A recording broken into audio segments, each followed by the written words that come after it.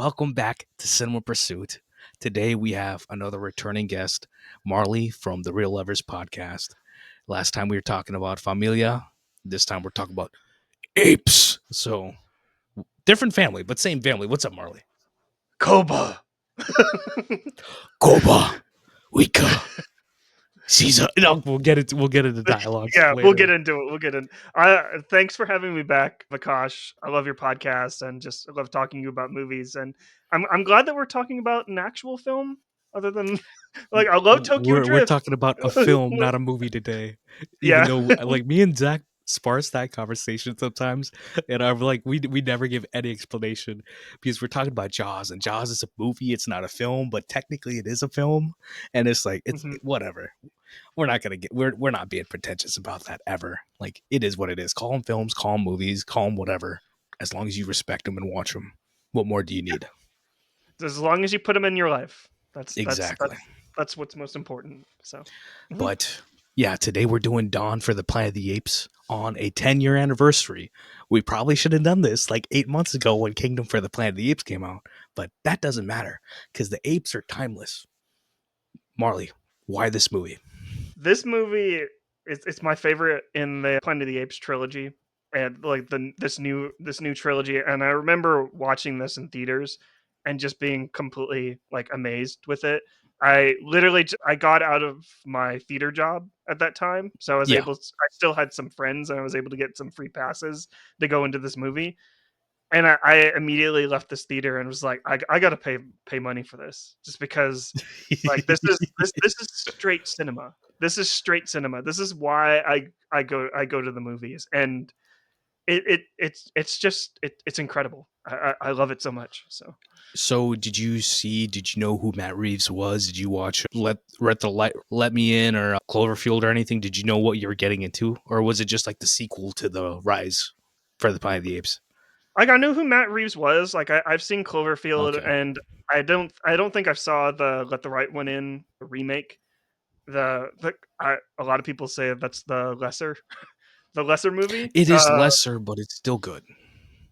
Yeah, it's doing its own thing. It's doing its own thing. But I was just kind of going it because I really like Rise. I think a lot of people get a lot of hate, like give that movie a lot of hate, but it sets up It's a good quite a movie. bit. It sets up a lot of stuff for that movie. So I was kind of going off of that, and then I was like, oh, Matt Reeves, I know that name a little bit. And then this movie like completely blew me away in every aspect. Because for me, I didn't know who he was. I had seen Cloverfield because, like, I probably saw it at my cousin's house or something. They had put it on, and I'm not really too big on found footage, but Mhm. I've seen Blair Witch, that, a couple other things. But I didn't know who he was. I had seen Rise, and this was the summer I graduated from high school. And within less than a month, I was already in college. I was taking summer classes, like psychology, whatever. But Mhm. I didn't have time to go see any movies because I was in class every day. And Zach was like, "Hey, make sure you see Dawn for the Planet of the Apes. I think that's so your thing. Like, just go see it." I wasn't able to see it. Came out, and then I was like, "Oh, I got the copy of Dawn for the Planet of the Apes. Let me plug it in and see what's going on." I was at my computer. I was just watching this copy of the movie, and Mhm. I didn't stop watching the movie.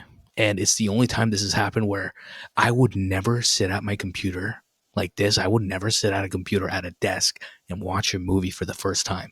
It's the first and only time I've done it because the first not even 5 minutes, the first minute of this movie was so captivating to me that I could not stop watching. I was like, this the shot comes out from Caesar's eyes, and I was in. I was invested, and it just keeps going, and I'm like, it's like whatever 11. I should have, why am I watching this movie? I'll watch it on the big screen, but no, I just have to keep watching this movie, and there was just something about this movie that changed something inside of me, and I've got some good memories, core memories about what this movie is itself and then the effect it's had on me just as a person, which is it's a weird movie to say it happened with, but it happened with this movie. And it probably is because it speaks to a lot of like sensibilities I have as reader, writer, person who takes an art. That's all it is. Marley, do you have a ranking for the Planet of the Apes movies? I don't know if you've seen the old ones or just the new ones. What's your ranking of the ones you've seen?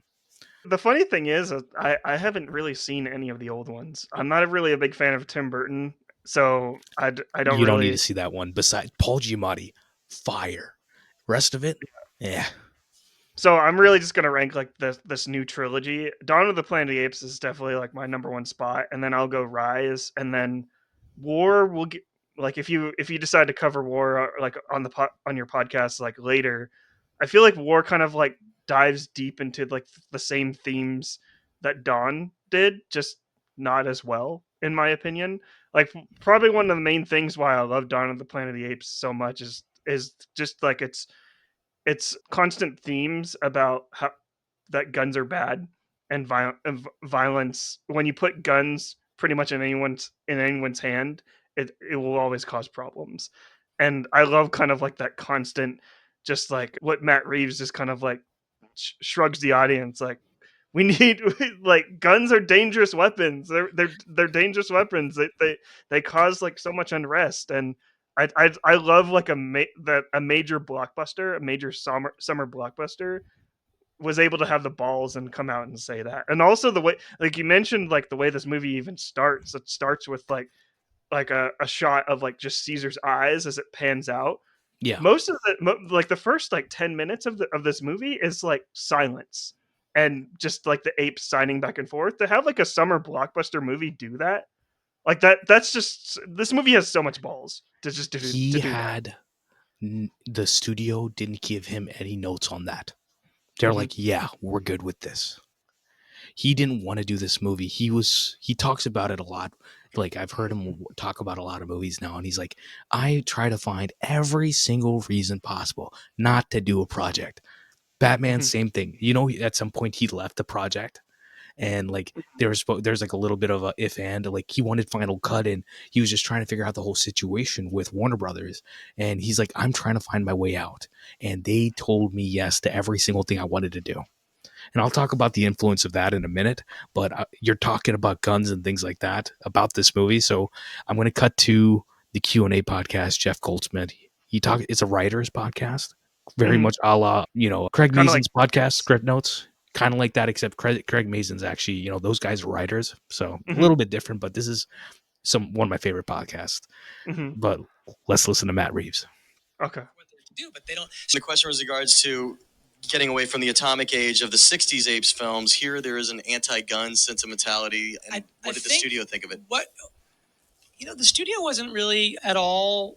They didn't have any negative reactions to what that aspect of the story was. And I think the thing that we were trying to do, what I thought was, since it was going to be like a classic mythic Western, the idea was once you realize there are these two populations and you know it's not going to work out, then the question not becomes what happens, but how does it happen? So it means that the movie is an anatomy of violence. And given that the movie is a Planet of the Apes movie, and the idea is that the metaphor is that we are apes, we are animals, and we're looking at ourselves by looking into the face of the apes, the idea is why can't we resist violence? And so the gun was one particular aspect of violence as it was represented. So it wasn't even necessarily meant to be presented as like a question of like gun control or something. It was much more the idea of that representing the notion of violence, and that Caesar himself would see this as really a tool for violence and would want to keep it out of the ape's hands and to keep it out of his world. And so all of those things do have parallels, but we were trying to, and we were aware of them, but we were trying to make the movie very much about human nature and what it is. But that's what he says about gun control, Hmm. gun control itself. I highly recommend you listen to it later. But Hmm. it's interesting that the anatomy of violence, about what's going on with the apes versus the humans, and why this situation doesn't work. This is a situation we see with humanity Hmm. constantly. I'm not naming names today. This ain't the place for it. Yeah. But you look around the world, and there's so many situations out there where there are people just constantly fighting, and you can't say that one side has done something wrong and one side hasn't done something wrong, because both sides have done something wrong, because it's a cycle of violence, right? Why does it happen? Hmm. Why does it keep happening? And there's something about that that's always compelling, right? I mean, Hmm. what are your thoughts on that? If you have any No, thoughts, I can go into no, it. no. I love it, and I love like kind of staying on like this opening sequence because I love it when movies like are so concise, like when they're setting up like a movie, like when you get like the first like gunshot, and then it's like almost it's like the gunshot heard around the world, and Caesar has like that moment where everyone's kind of freaking out, and like the humans are freaking out because they're scared. And Caesar just looks at them and just shouts go, like yells go at them, and that's almost like that's Caesar saying like please leave, like our please leave our land, because I know something bad is going to happen. So if we just let Yeah. it if we just let everything just kind of stop right here and just kind of forget everything, then uh then that's when like the movie would end, like that'd be the shortest movie ever. But obviously like things lead to other things, and yeah, But so that's the cycle, isn't it? That they Mhm. have this is the dawn of the Planet of the Apes, right? It becomes the Planet of the Apes at the end of the movie because they're fighting for it now. And it was that this movie is the last chance we have for coexistence. Matt Mhm. Reeves calls it literally the planet of the humans and the apes, and it doesn't happen. And why could that not happen? What is the chaos within the life cycles that we have as humans that leads to violence? What is that? And Caesar spends a lot of the movie being like, we as apes, we're not humans. We are better than them. We are not them. And the thing is, I mean, yeah, it's sci-fi, and the whole point is to say that fundamentally, if you have free will, that's what it means to be a human being, right? And you can apply Mhm. that. We were talking about Blade Runner. You could apply it to that. And do those robots actually have free will, or do they have programming and things? There's so much to get into with that conversation. But here it's like, there's no conversation to be had. These apes are humans. They're pretty much humans, are they not? And Mhm. one of the guys on the group that goes to the dam to help, he's like, they don't need anything. They don't need electricity. They don't need all these luxuries that we need. They can Mhm. survive.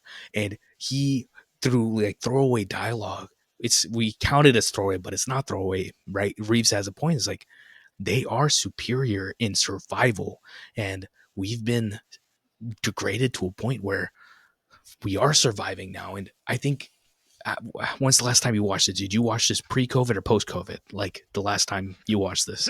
See, I'm really glad that you brought this up because I watched this pre-COVID, like when it came out in theaters, and then I rewatched it like for this podcast. I rewatched it twice this year, and Yeah, rewatching this after COVID, that especially beginning. that beginning, like it hits different. It hits different. Talking about like the it's the simian flu, right? And The Furiosa and Mad Max Fury Road. If you haven't seen Furiosa or Mad Max Fury Road, go watch them. But Mhm. in Furiosa, the opening little like it's the gasoline, and you hear these voices coming out of your ears, and one of those voices talking about a virus, and it's talking Mhm. about that, and you can see that obviously Miller has seen the effect it's had in the zeitgeist and put it in there because it is the damage is irreparable to what it's done to humans. And we're not going to get into it, but it sets the tone for this movie so well Mhm. that it's somber. It's not even. It's so horrifying because you know what it is, and it could get worse. And this is it getting worse now.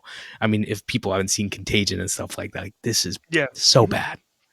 See, I do love that sequence, but the one problem that I do have with it, it's not really a problem, but it's definitely a choice that Matt Reeves chooses to use, is like when he puts the Obama speech like in there. It that specifically grounds this movie in in a very specific time, like Yeah, when Reeves wants this movie to take place. And I feel like if he didn't include like a specific president, but still had like the same stuff that Obama was saying like in yeah. that I feel like it would have made this movie a little bit more timeless. But now that I know, like, oh, But this came out like 2012, 2013, that and it's set in that right around that time. I'm like, that's where I kind of have a little bit issues with it. Not big issues, but but I it's think just that's a good. I think it's a good thing. I'd argue Mhm. otherwise, that the fact that they used that clip specifically means that it's set during that time. So now Mhm. the Dawn for the Planet of the Apes is a period movie. It's a contemporary Mhm. movie for us, but in 10, 20, 50 years, when people watch it again, it'll be a reflection of our times. And that Mhm. is something rare that we come along. Like, I don't want people to remember us by just Marvel movies. I want them to remember us by this movie. Even though Mhm. 2014, you have Captain America 2, Guardians of the Galaxy, peak era MCU. Yeah. This was such this year when Dawn of the Planet of the Apes came out. That was like such a great year for. I know we that's like common online for No, no, people, no, but but 2014 is a peak year. You have Chef, Birdman, even though Birdman's a little down on the list, but like it Mhm. was the year I graduated high school, so it's like unforgettable year of movies for me. I think the point that he makes though is that the actions that we make affect our lives, they affect other people's lives, and Mhm. if we don't understand the perspective of it, the violence is just going to keep going because somebody has to stop, and then the other person has to stop too. Mhm. And he shows that the comparison really is that Jason Clarke's character and Caesar versus Carver and Dreyfus and Koba, that Mhm. those are the two camps of people. Of we're trying to be civil and trying to figure this out without violence, and the other ones are like, we got to get ready before they get us, and look, they're getting ready. And it's like you see the skirmish of just being fearful and everything else in between that starts violence before it needs to start. But that being said, look at what happened to everybody on both sides who had the violence happen to them. Dreyfus lost his family. Everybody, like they don't talk about what happened after the simian flu happened, right? But there's Mhm. probably some bad things, terrible things that happened.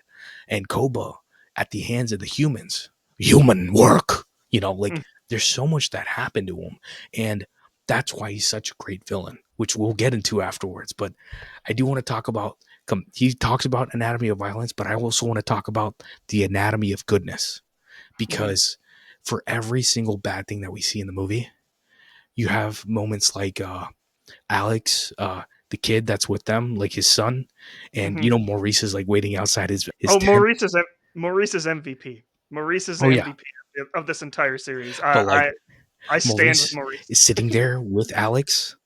Yeah, like Maurice sitting there reading the graphic novel with him is one of Mhm. the coolest things I've ever seen. And that's like that scene's beautiful too because it shows like the power of art. How bless you. It shows the power of art Nice. could how it could bring us together like during times of Yeah, unrest and uncertainty. And like going, I know you want to get like out of like anatomy of violence, but one more go ahead. thing one more thing I wanted to add is that violence is put forward by fear, like 100%. I like fear and what you and how that fear is kind of like pushed into everyone's consciousness by things that they cannot see. Like yeah. the beginning sequence, like when the human shoots the ape for the first time, he did like he just made a prejudgment. He's just like, oh, I should be afraid of apes because of everything that's happened before. But he doesn't know these apes could be different. He just makes a quick judgment because it's like this No, is but no. But hold on. They never mention having a fight or any sort of skirmish with an ape? Is just purely off of hating the apes. That was Mhm, hatred motivated. That he attacked, he shot Ash. Why? Because of the fear of what the simian flu did. And Kerry mhm, Russell's character, she brings it up as like, it's not their fault that this happened. We're the ones who mhm, created this virus in a lab. It's us, which is so crazy to hear because people are like, oh, woo this and that, and oh man, mhm. we're not even gonna get into that, but you know what I'm talking about. We Like it rings we're not so gonna get true into now. it, but we will. So it's that's what makes this movie so relatable now because of everything with the Wuhan Yeah. virus and all the Asian hate that was going on like during COVID and after COVID. And it's just S- it's wild. Do So you actually listen to this? Do you know the ethnicity of Matt Reeves' wife? not what's her? I wouldn't know this either, but Mhm, she is Asian, and mhm. the beginning of the Batman, what happens? Refresh. I haven't seen it. I Okay, haven't seen it. so or I got you. So at the All beginning of the Batman, they are trying to beat up a man, an Asian man specifically, and right. Batman comes out of nowhere and he beats down every single one of those dudes Hmm. in a hard way, and it's awesome. But that was very much because of the Asian hate stuff, that the Asian violence stuff that was going on. It still goes on, and it's crazy what happens in the world. So But Matt Reeves is Batman, essentially. He made yeah, himself oh yeah, Batman in a yes, Batman yes, he movie. is. I love that Yeah, so but much. that's the thing. That's what you do with your writing. That's the whole point. It's like, why would you not put that in your perspective? You know, I would do that myself too. For sure. But yeah, I just wanted to get that across about how fear and hatred is the one thing that kind of like pushes us across that line. So. And it's fear, hatred, and division. That's all it Hmm. is. Every single problem could be fixed if you talk to people. Number one, if you talk to people, you communicated properly, you understood them, and then if you use your words instead of using any other tool that you got to, do violence, because there's ways to solve things, but it's like, are people willing to do them? That's half the fight, or that's more than half the fight, honestly. That's knowing is half the battle. Yeah. Different movie, Do but you know where this movie started though? Coming on the no, but do you know where Matt Reeves really got the idea of like the beginning of this movie though? where to get it, where to get it started? So he had just had his son at this era, and his Hmm. son was getting to the point where he's starting to speak, and he could see how his son was trying to communicate with him, but his son didn't know how to speak yet. So he sees this fiery emotion from him and how he's trying to use his hands and this and that. And you watch the movie and it's like, oh, emotionally, the first 15, 20 minutes, very much all the scenes that we have throughout the time with the apes are that. There's such a Hmm. drama to it.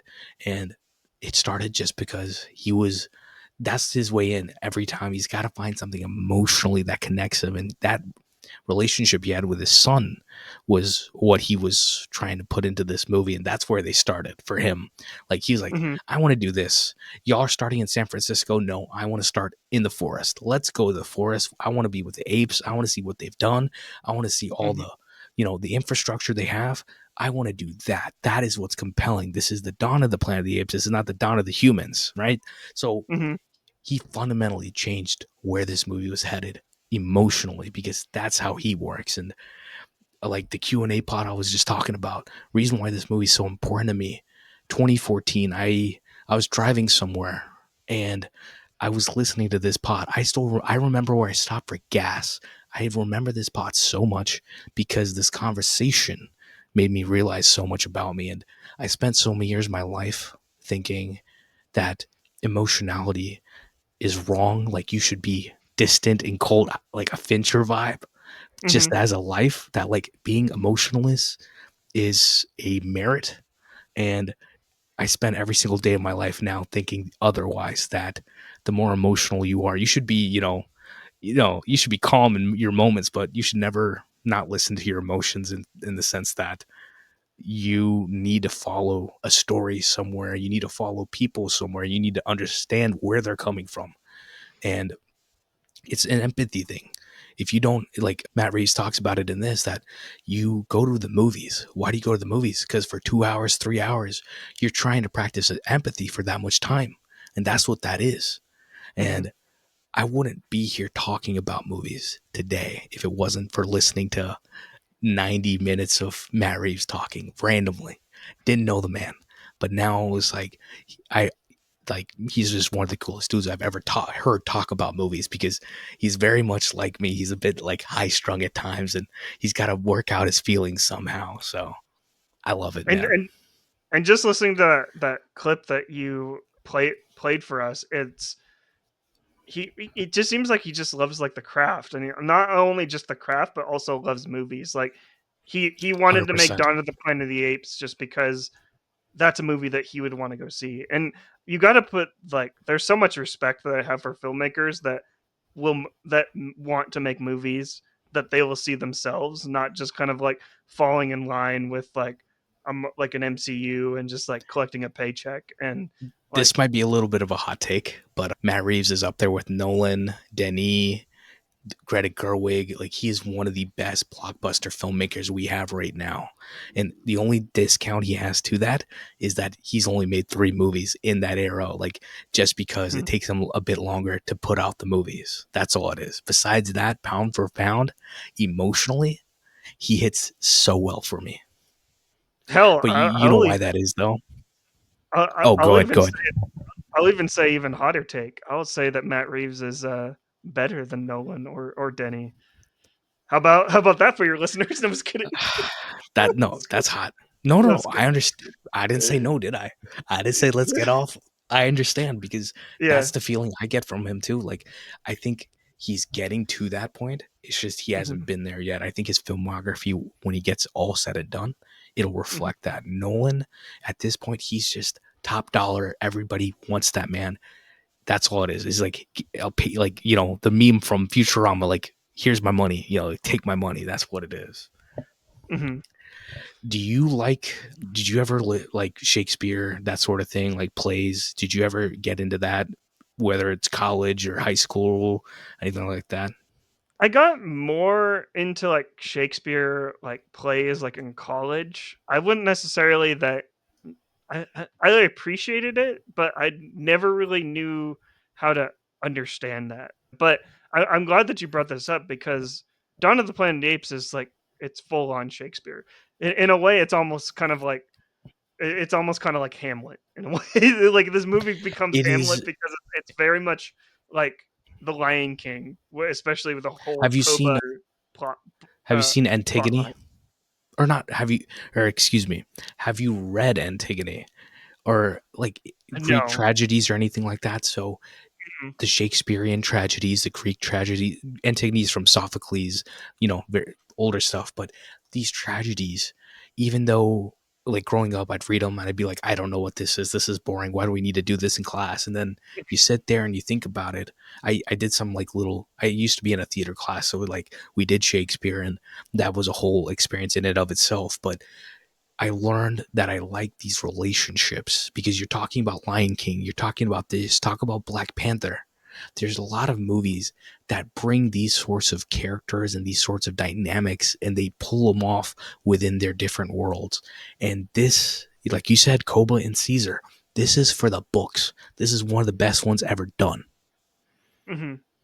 It's not only one of the best ones ever done, but just at least the best one kind of like put to screen. And what I love most about Koba Yeah. is it's the struggle that he went through. Like, if you've seen Rise, even if you haven't seen Rise, you see like the scars like on Koba. You see It's it in Toby his Kebbell's face. acting, man. It's like, human work, human work. And it's like, that's the thing about good acting. You don't have to see the other movie if they act it well, right? And You don't have to. He sells it. That's it. but this is the thing, and I'm sure we'll get into this like later in the podcast when we start talking about like the Oscars. It boggles my mind that this film wasn't Mocap. awarded. Mocap is acting. Mocap is acting. That's all I have to We'll say. talk about it. Just We about to because cook on that. it's it's wild to me. I remember sitting. I know I'm always disappointed with the Academy every single year, but I feel like the year that this film was nominated for like best visual effects, and nothing for like Andy Serkis or any of the other like mocap We gonna performers. talk about it, because Yeah, it's a travesty. But it's let me it's put so the sad. nail in Caesar, in not Caesar, in Shakespeare's coffin real quick. Yeah. Because the thing, why Shakespeare, why are these Greek tragedies actually relatable, is that it's all about people and their situations, Hmm. whether they trust somebody, the traumas they got, past actions, whether they're bad actions, good actions, whatever happens, how that trauma builds up, and how these things kind of, there's dominoes falling down that end in Hmm. tragedy.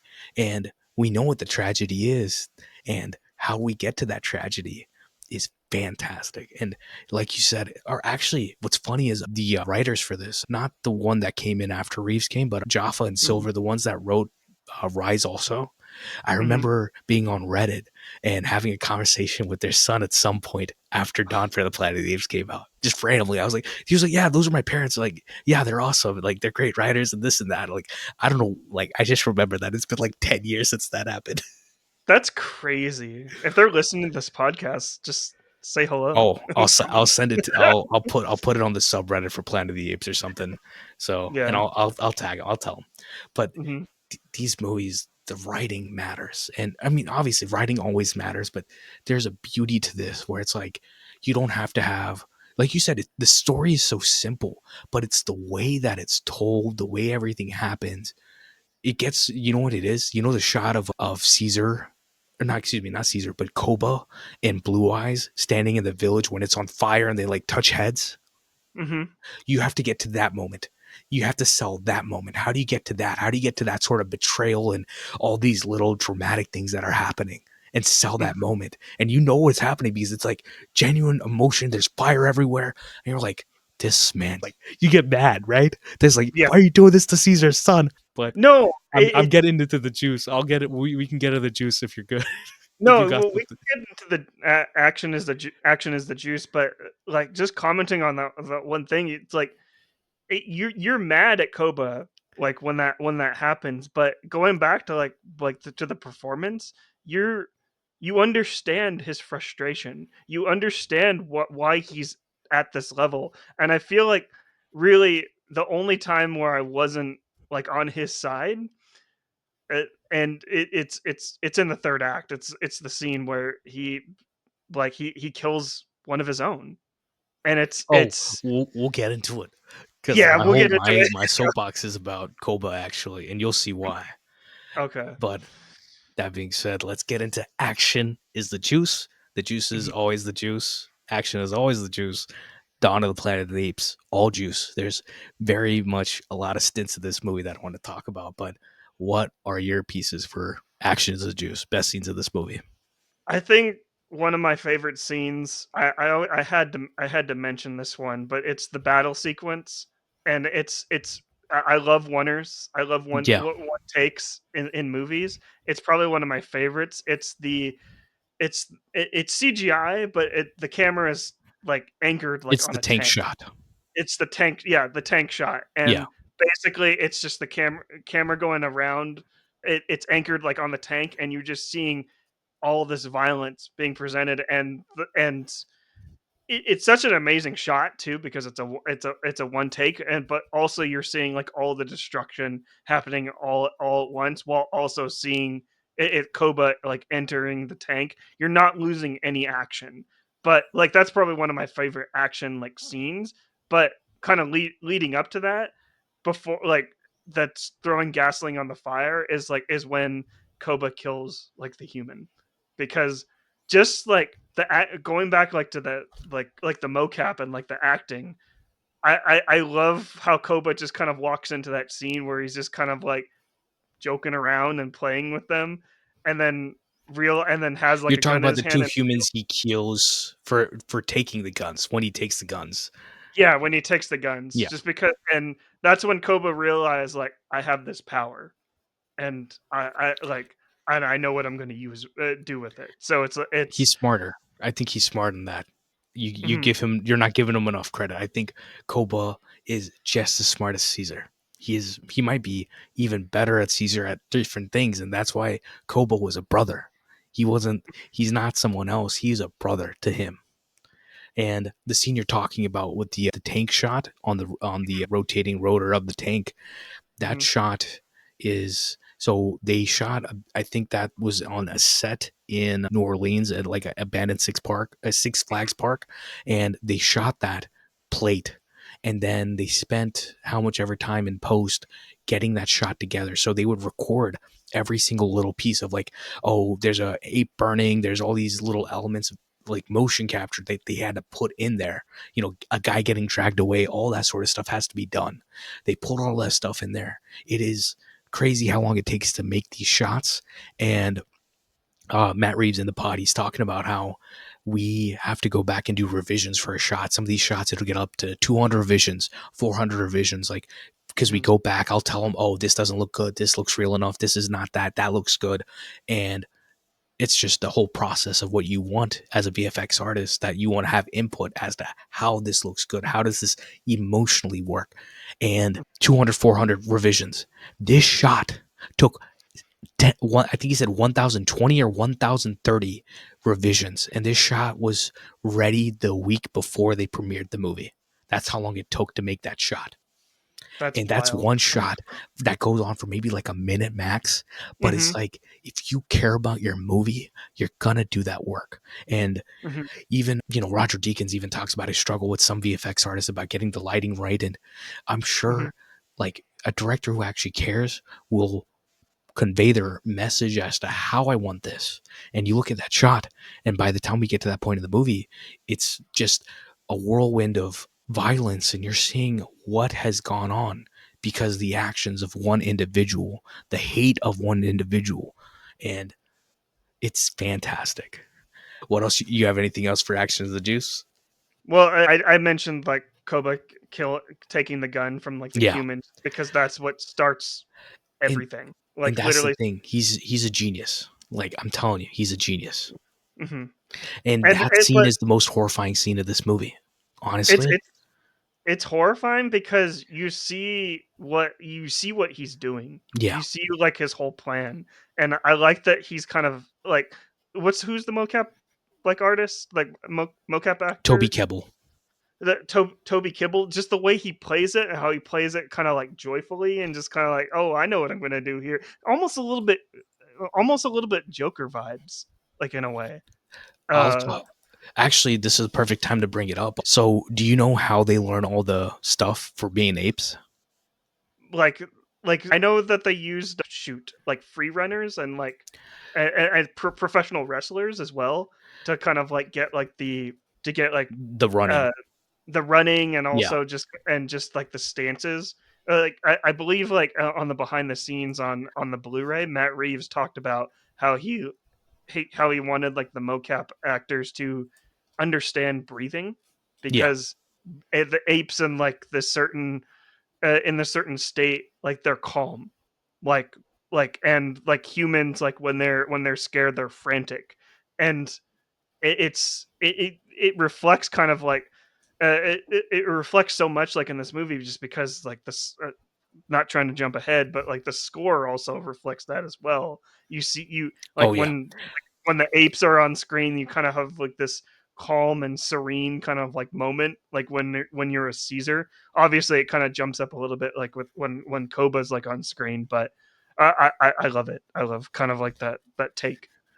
And the way that they like actually get the movement together, and Mhm. you'll like this detail, is Rocket, the character Rocket, like Ash's dad.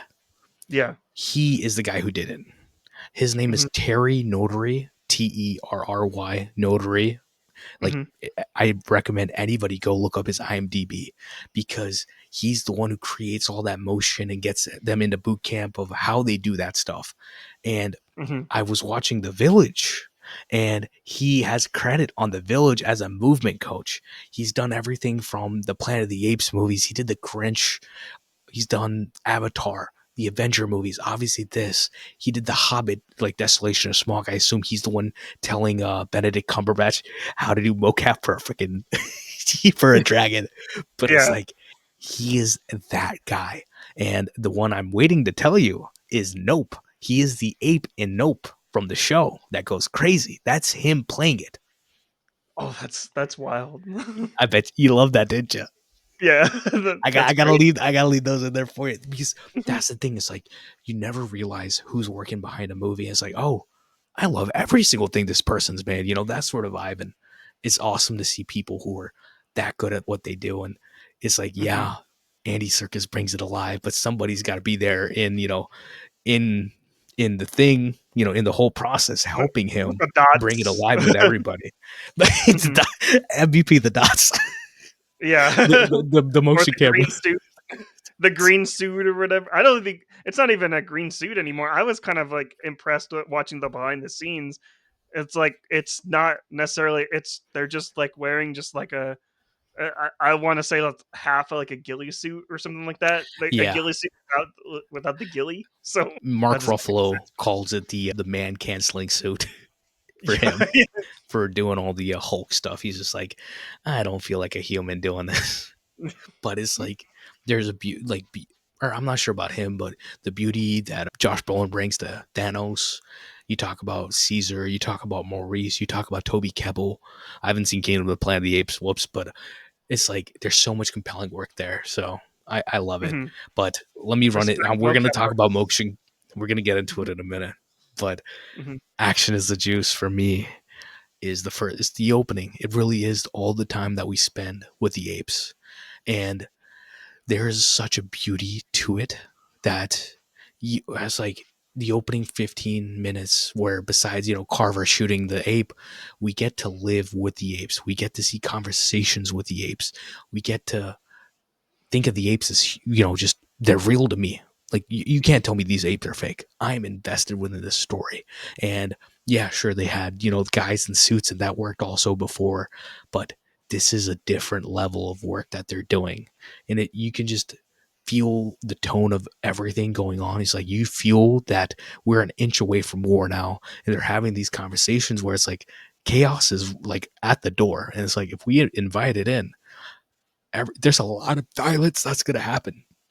yeah. But it's so good. Oh, I got to give credit to Jason Clarke real quick because the moment, like, I think he's a fantastic actor. Like, every time I see him since like before Zero Dark 30, I've been a fan of his. And Mhm, in this, there's a moment between like when they go back to base, and he's like, I gotta go up there. We gotta get the dam going, and he opens his drawer, and you see the gun with the bullets, and mhm. you see that even he's contemplating taking the gun, and then his wife comes in and he shelves it, because those are the moments where it's like, yeah, there's dialogue going on, but what's the actual emotion of this scene is that there's a tension going on, and you might Mhm. not think about it, but subconsciously he's telling you so much without telling you a single thing. I I I love that so much, and also just like kind of going back to like that opening sequence, like with where the human shoots like the ape. Like I believe I believe I mentioned it like earlier. The apes forgive in a way, like they forgive like in their own way because they're like it's like what I said. It's like when Caesar says go, and we'll forgive you. The interesting thing, like when Koba shoots like takes like the guns of the humans and shoots them, the humans don't Slaughters forgive. them. But the humans don't forgive. Yeah. It's like and it's a very interesting like kind of like Dynamic. comparison and Yeah. dynamic. Yeah, just because it I don't know. It's just like I understand like the apes are obviously like if But this see, movie doesn't if this it's about movie. empathy. That's what Mhm, it is. And the perfect scene, one of my scenes of reaction to Juice, is Caesar saving them from the dam after it blows. They pull him out. And then what happens? Carver has a gun, right? And then mhm, he gets mad. Caesar is pissed. He points the gun at his wife. And then Caesar turns around and just flings that thing into the river. mhm. She helps Caesar's wife. That's a whole other thing. But like Koba comes down afterwards to the dam when they're still repairing it, and he's like, Caesar loves apes, humans more than apes, right? More than your son. And then Caesar ain't having it, right? They have the whole fight, right? And that's the Mhm, first fight that they have. And that's scrap, because it is a scrap. Caesar pummels the crap out of Kobe. He's like, I don't want to hear any of this. And mhm, he uses it against Caesar. He uses his own philosophy against Caesar. He's like, ape, not kill ape. And he's like, because and he's bloody because Caesar's beat the crap out of him, and mhm, Koba sees that as being like a terrible thing, that like he doesn't see that he's brought shame. He is shameful to Caesar, that like what this stuff that he like Caesar is not caring for our people. He doesn't realize that these people can turn out, after we help them, they're just going to kill us, and that's what he's thinking. And it's like all the little moments, like when Koba, right after that, like Koba, how they ask for the hands, mhm. like as like forgiveness, and then literally as soon as like Caesar barely touches his hand, like Koba's hand just slips away, and he just leaves. And Mm-hmm. those are the moments that count for me. That's the juice for me, where it's like you see the dynamic of these two, and it gets physical because it's like, how much is Caesar gonna take from him? And he knows how Koba is, so it's like he's gonna get mad and fight him. He's not gonna, worry about the humans, because yeah, it's like he has that under control. And Koba, and that scene when he walks in, he pushes Alex, like Jason Clark's character, his son, he pushes him down. And you know who gets in the way, right? It, Maurice. yeah, Maurice. the most kind-hearted ape, but also could be perceived as the most intimidating as well. Like if you actually saw that ape in the wild, it'd be like, oh geez, this ape could break me in half. But it's like, but it's I love kind of like that parallel of like having like an ape that's all about kind of like understanding and like and kindness and and just wants to like communicate like with the humans on a different level. I love that like it's literally the biggest thing possible, and But how you see what it I'm saying? it all goes to upbringing. It goes Mhm, to past experiences. What I was talking about was that you see someone, let's say, I don't know, somebody on drugs, right? You don't mhm, know what's going on in their life, how they got to drugs, what their family situation is. There's so many things that could go wrong in a person's life for them to become addicted to drugs. And that same thing could happen to me. That same thing could happen to anybody. And mhm, if you don't take the time to realize what's going on, you don't take the time to realize what's going on with Dreyfus, what's going on with Koba, that they are so diametrically opposed and they're so hateful of the other group of, the other entity, which is either apes or it's humans in this case, but they are so hateful that they don't actually see what they have in common compared to what they have different. And it's like I mhm, said, that's the problem, that you can look at this, you can apply it to the world, that people are always going to point fingers like, oh, y'all did this wrong. Oh, you did this wrong. So now we're just going to fight for 100 years, 80 years, 1,000 years because something happened already. But somebody has to do the human thing and use the free will you have to stop that violence.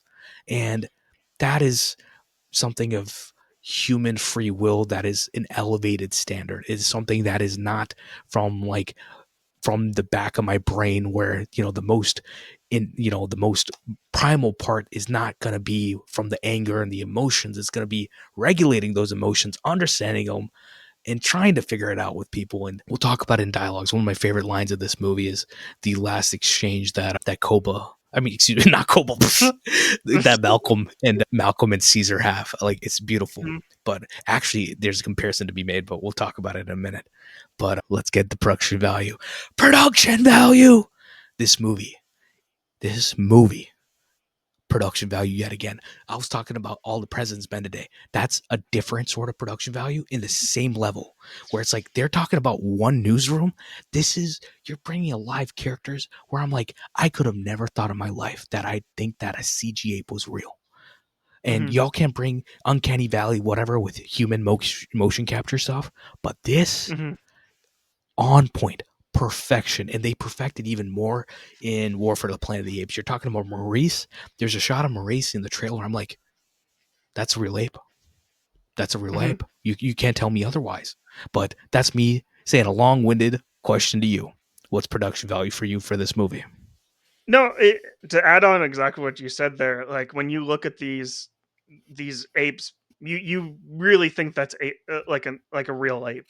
But I feel like what makes it just even more like just like relatable is that these apes are like we're seeing like the connections there. But like these are apes, but they're telling human stories. And 100%.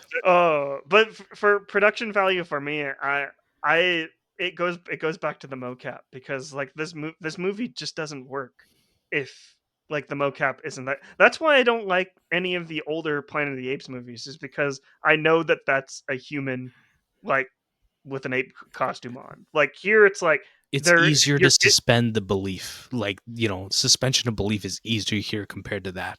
Where it's like you can get it in there. It works. Like 62, like that movie, the original, it works. But it's not like this. This has a different sauce. And I know, like, I think it was Martin that mentioned it, where he's like, I like the older ones better.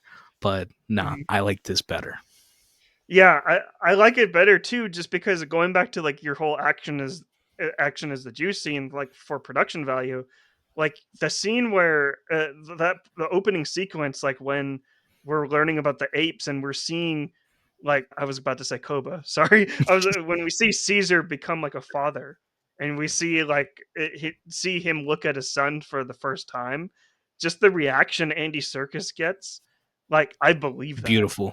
Yeah. I believe that, and this you could name like this podcast us Vakash and Marley just giving mocap artists like their flowers and mocap actors their flowers, because no one else is doing it in Hollywood, and I just I commend them. I commend them. So yeah, And that it really is that the apes have come alive, and hmm you feel that emotion behind it. And if that emotional basis that Matt Reeves brings in isn't there, then it wouldn't work. And half of hmm that, or I'll talk about the first half, which is the mocap itself and the actors, that they had to do this and had to figure it out. And it cost, guess, okay, you might not know this. For 5 seconds of apes in the movie, not like a 5 second shot, but like if you have 5 seconds and then another 5 seconds of a continuous shot, how much hmm did it cost them to do this? I'm really bad with like budget For five numbers, but seconds, just give for me five, give me a number. it's like $1 million. That means that this movie is like $1 billion budget. No, but the number is, he says, $50,000 to $60,000 for 5 seconds. Oh Jesus! I So can't. if Circus just decides to go, that was $60,000 right there. All worth it But in the no, but end. that's the All thing. worth it.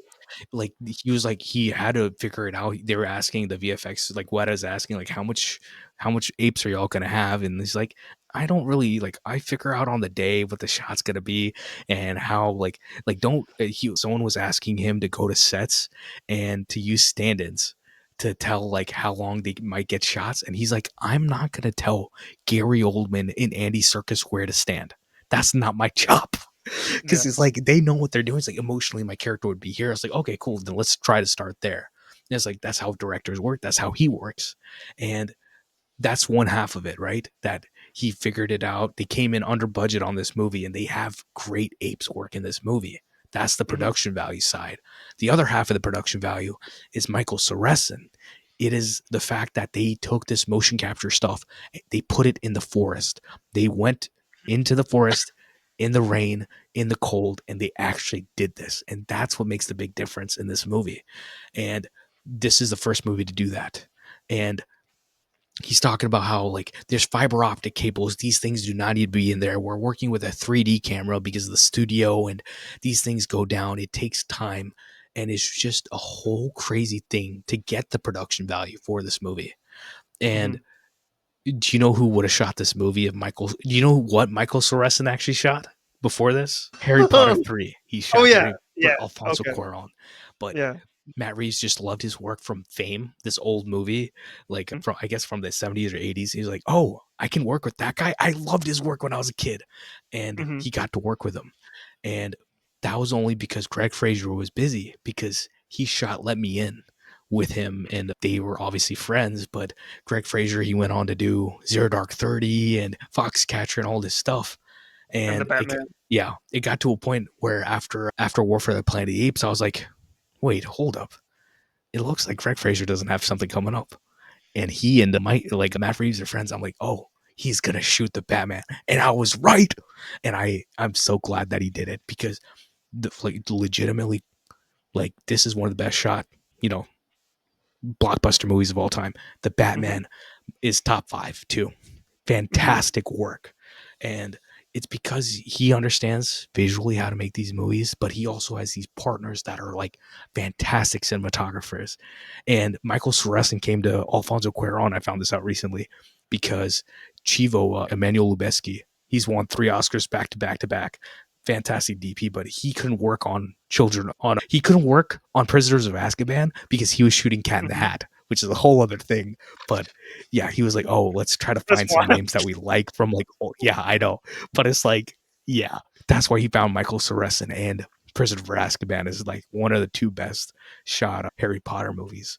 But it's so compelling to know that these guys took the time and made shots that feel lived in. The naturalistic lighting in this movie is the big difference. Like, no shade to Andrew Lesney. He shot Rise of the Planet of the Apes. He's the guy who shot freaking Lord of the Rings. But it's like that sort of lighting and approach to cinematography compared to the natural one, especially for an ape story, it makes the difference. It makes so much of a difference. And one more thing I'd like to add to production value as well, and the reason why I also love this movie so much is, like, being from Northern California, I'm always a huge stand for films shot around here. And Yeah. I don't think they shot entirely in San Francisco. Obviously, it's like digitally like composited, like some of the San Francisco like To sequences, New but Orleans. Yeah. I like seeing just San Francisco kind of like just presented in this way. And I think Rise was actually shot a lot in San Francisco. Actually, I think they did a Yeah. lot of on set, on location, like there. But just seeing like Northern California like presented in this way, I always appreciate that. And just because we see too many movies where it's like no shade, shot in Atlanta, shot in LA. It's like just because See, that's the they thing hand out though. tax credits. So, but If y'all are gonna do that, then set the movies there. Edgar Wright, they told him, let's shoot Baby Driver in Atlanta. He's like, okay, well, the movie's set in Atlanta now. It's not New York anymore. That's how that works. That's how it should be. The Menu might be one of the only movies that's shot here recently where I was like, oh, this works. They use the natural components of like the sea area for Georgia that actually looks good.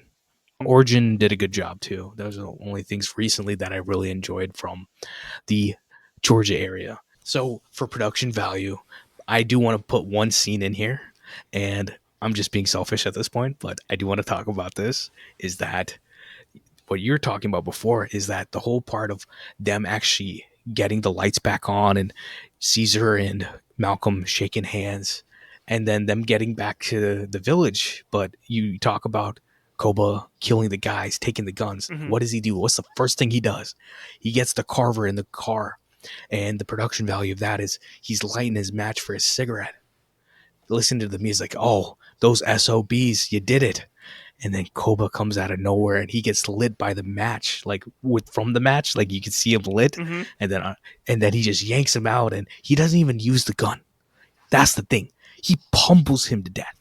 And then he takes his stuff and obviously, frames him up there. And the production value of them burning the village, they built a lot of that village out. And then the top stuff's like CG, but they did build that out. And the whole fire that's going on, that shot I was talking about of Koba and Blue Eyes, like touching heads. And then the back is on fire. And I'm like, this is cinema. That screams production value. And like everything with the story is on high octane. Everything with the action itself is high octane with this. And then obviously they get down to San Francisco. They're at the armory, killing people, taking everything. The whole battle happens for them to get into the camp for the humans. And it is so terrifying to see it happen. And for once in the movie, the entire movie, the only time that Koba is on top is that scene right there. And you can mirror it to the scene where I'm forgot his name in Lion King, with the hyenas when he dies, Scar. or when it's Scar, yeah. And then Black Panther is killed by Killmonger. Same thing, right? Same exact element happening, but this is where, like, obviously Lion King, traumatic, awesome, but this is the one that I love the most right here. No, So well, it screams production value to me. We can have a whole nother podcast of why I think The Lion King is a little overrated and why I think Dawn of the Planet of the Apes does a little better. It does it way better, in my opinion, just because like like when Koba kills, like, this goes also production value as well. When Koba kills Caesar, like I love how Koba comes out of the shadows and gets him by surprise, and gets Caesar by surprise, Yeah. because it's like, oh, one of my own. And Oh, bro. so You know what it says in my notes? Literally, Koba sees Caesar sees Koba with the gun and shoots him. And then I say, bro, boom, what you say? It be your own people. That's literally what it says in my notes. Boom, what you say? It be your own people. And that's what it was, right? yeah. And then he leaves Carver's hat in the shotgun. And I'm just like, you conniving SOB. So, but it goes back to what you said. Like, I actually take back a little bit of what I said. How I wasn't giving him enough credit, but the way Koba sets that up, it's brilliant. It's genius. It's brilliant. It's genius. Because because that's how he gets the apes on his side. He's like, how do I get these loyal apes away from Caesar? I gotta like stage it so the humans took out like our I can call Caesar a king, right? Or just a leader. But yeah. I don't know. I just love it. It's absolute genius by Koba, and I respect him for it in a way. Caesar is a king by the end of this movie, man. You're right about that, because when he gets to the end and you just see everybody around him and they're giving him, you know, they're whatever, not bowing down to him per se, but they're giving him, you know, they're respecting him. They're doing they're giving him his flowers. What to call. Yeah, essentially, exactly. And it's like, you see how he has become the king. He has earned being the king. And there's something about a moral, this is how you do like a moral character with actual genuine conundrums and do it properly. And it very much mirrors to Black Panther 1, where you have the scene of him of Black Panther, of T'Challa in the dream space, or not the dream space, but the afterlife. And he's like, how could you do this to me? You could have done something. And what he's talking about is like the whole situation with Killmonger and how he handled the situation is like, how could you turn your back on your brother? And this is literally your nephew and family. And the themes run so well in that. They run so well in here. But I'm going to get into the dialogues, because the dialogues in this movie are fantastic. Marley, what dialogues affected you emotionally? What's the best? What's the juice for you when it comes to the dialogues? Because this is a movie where we kind of have some things where they're not dialogue, but they are dialogue. I already mentioned it. It's the first dialogue where Caesar just shouts "Go," like, because that literally sets off the entire movie. Where Caesar is basically saying, "Please leave," just very very very nicely. Please leave this land. Go! Because it's you feel like the compassion Caesar has for the humans, because he does care about them because of his past relationships that he had with humans, but he also loves his family, his 100%. real family, and that's just Caesar. I keep saying Koba. I keep wanting to say Koba. Koba's getting you. Yeah, but He's winning. He he's winning, but that's what you feel Caesar like just say like having compassion for both sides. But I also love you brought it up earlier, just like the no guns like dialogue where Caesar basically throws like the gun into the lake.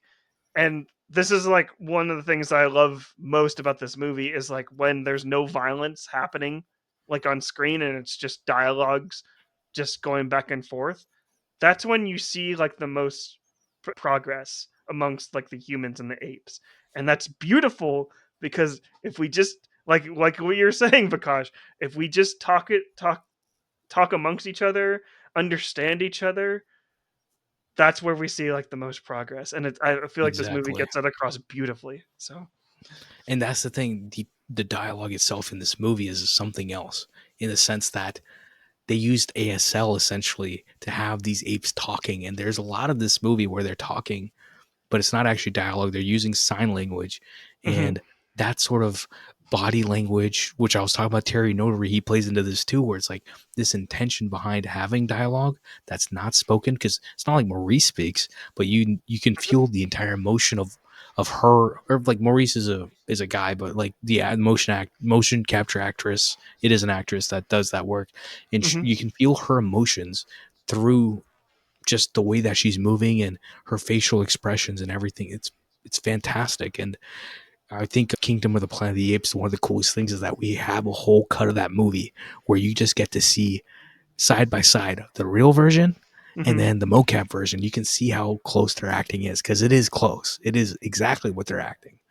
And I've got so much dialogue for this movie. I'm not gonna lie. We talked about one of the best ones for me is like human, human work, human work, and where it's like very much it's Koba of trauma. He's talking about his trauma, and it's like you see literally on me how these people have treated us. Hmm. Yet you're gonna help them. What are you talking about? How does this make sense? And it's like you see the other side of that argument very much, and same sort of vibe on the other side. Carver, the guy who brings the gun, he one of my favorite lines is, "Oh, I'm the," and him saying that, I'm just like, I love that line. It's like I'm the a hole, and I say that in my life sometimes. Like I'm Hmm. not trying to be I'm not trying to be adverse here, but I guess I'm the a hole in this situation. But there's a couple more. When Caesar You blames could himself, you, I could read the whole script, you but I'm could not going read the to. whole script. But Caesar talks about, he's like, I chose to trust him because he is ape. I always think ape is better than human. I see now how much like them we are. Apes follow Koba now. Follow Koba to war. Apes win war. Apes together strong. And it's like you see the what plays out in both of those, where it's like Caesar's having his situation, and then Koba is like, "Oh, I'm on top. You ain't got to worry about a big dog. Hmm. We gonna win this. It's a wrap for these humans." And it's like the whole point is that we don't want to wrap for the humans. We don't need to hurt them. Why are you trying to hurt these people? Hmm. And one of the quick ones at the end was when they're fighting up top. It's like Caesar weak, Koba weaker, and I'm like, "Let's go, This is let's go." one. It's like that's shade that Caesar is throwing at Cope. Just like you may call me weak, but you are weaker. I love it, and even like And the the dialogue with like the humans that are going on, like Koba and Caesar are having like their fight on top of the tower. The dialogue with yeah, Jason Clark when he approaches uh Gary what's that Oldman, character, Gary, Dreyfus's character. Yeah, yeah, Dreyfus, and Jason Clark basically points the gun at him and says, "I can't let you yeah. do this." And And Dreyfus is like, they're animals, and it's like he ends up making the ultimate sacrifice. He takes two people with him because he believes that that he doesn't want the apes to live. And Mhm, what does he do? He literally blows it up, mhm, and he's willing to take a couple people with him because he thinks that's the best good that could happen. And he's like, "Oh, it's inevitable. The other guys are coming. We've already got in contact with people from the north, and it that deals with the next movie, whatever." But it's like this situation right here, you see both what Koba's fighting for, you see what Dreyfus is fighting for, mhm, and you see where Malcolm comes out, and you see where Caesar comes out, and they both have to deal with a war that they didn't start, but they kind of have to deal with now. mhm. It kind of, I do kind of expect that Malcolm died at some point between, you know, Dawn and War, which sucks, but it probably happened. I'd hope he didn't, but it seems like he did. I hope he didn't either, but definitely does seem like he did. But I'm glad where his character like ended up like this at this point where One of my favorite parts right before we get to the ending though mhm, is when they're ending that fight, that's that second scrap between Koba and mhm, Caesar. And Koba is on the ledge and he's hanging off, and he's like, "Ape, not kill ape." He brings it back. He's like, "I'm gonna use this good man's intentions and his beliefs and his morality." And then what does Caesar say? He's like, "You are not ape." Lets him drop, and like the whole construction thing falls on him, and it's so movie, right? It's so cinematic, and it's like it, he knows what he's it done, and he's like, I have to let him go. I just there's this man has done so much wrong that I can't save him in this situation. It's cinematic, but especially in a rewatch, I feel like that scene kind of rubbed me a little bit of the wrong way.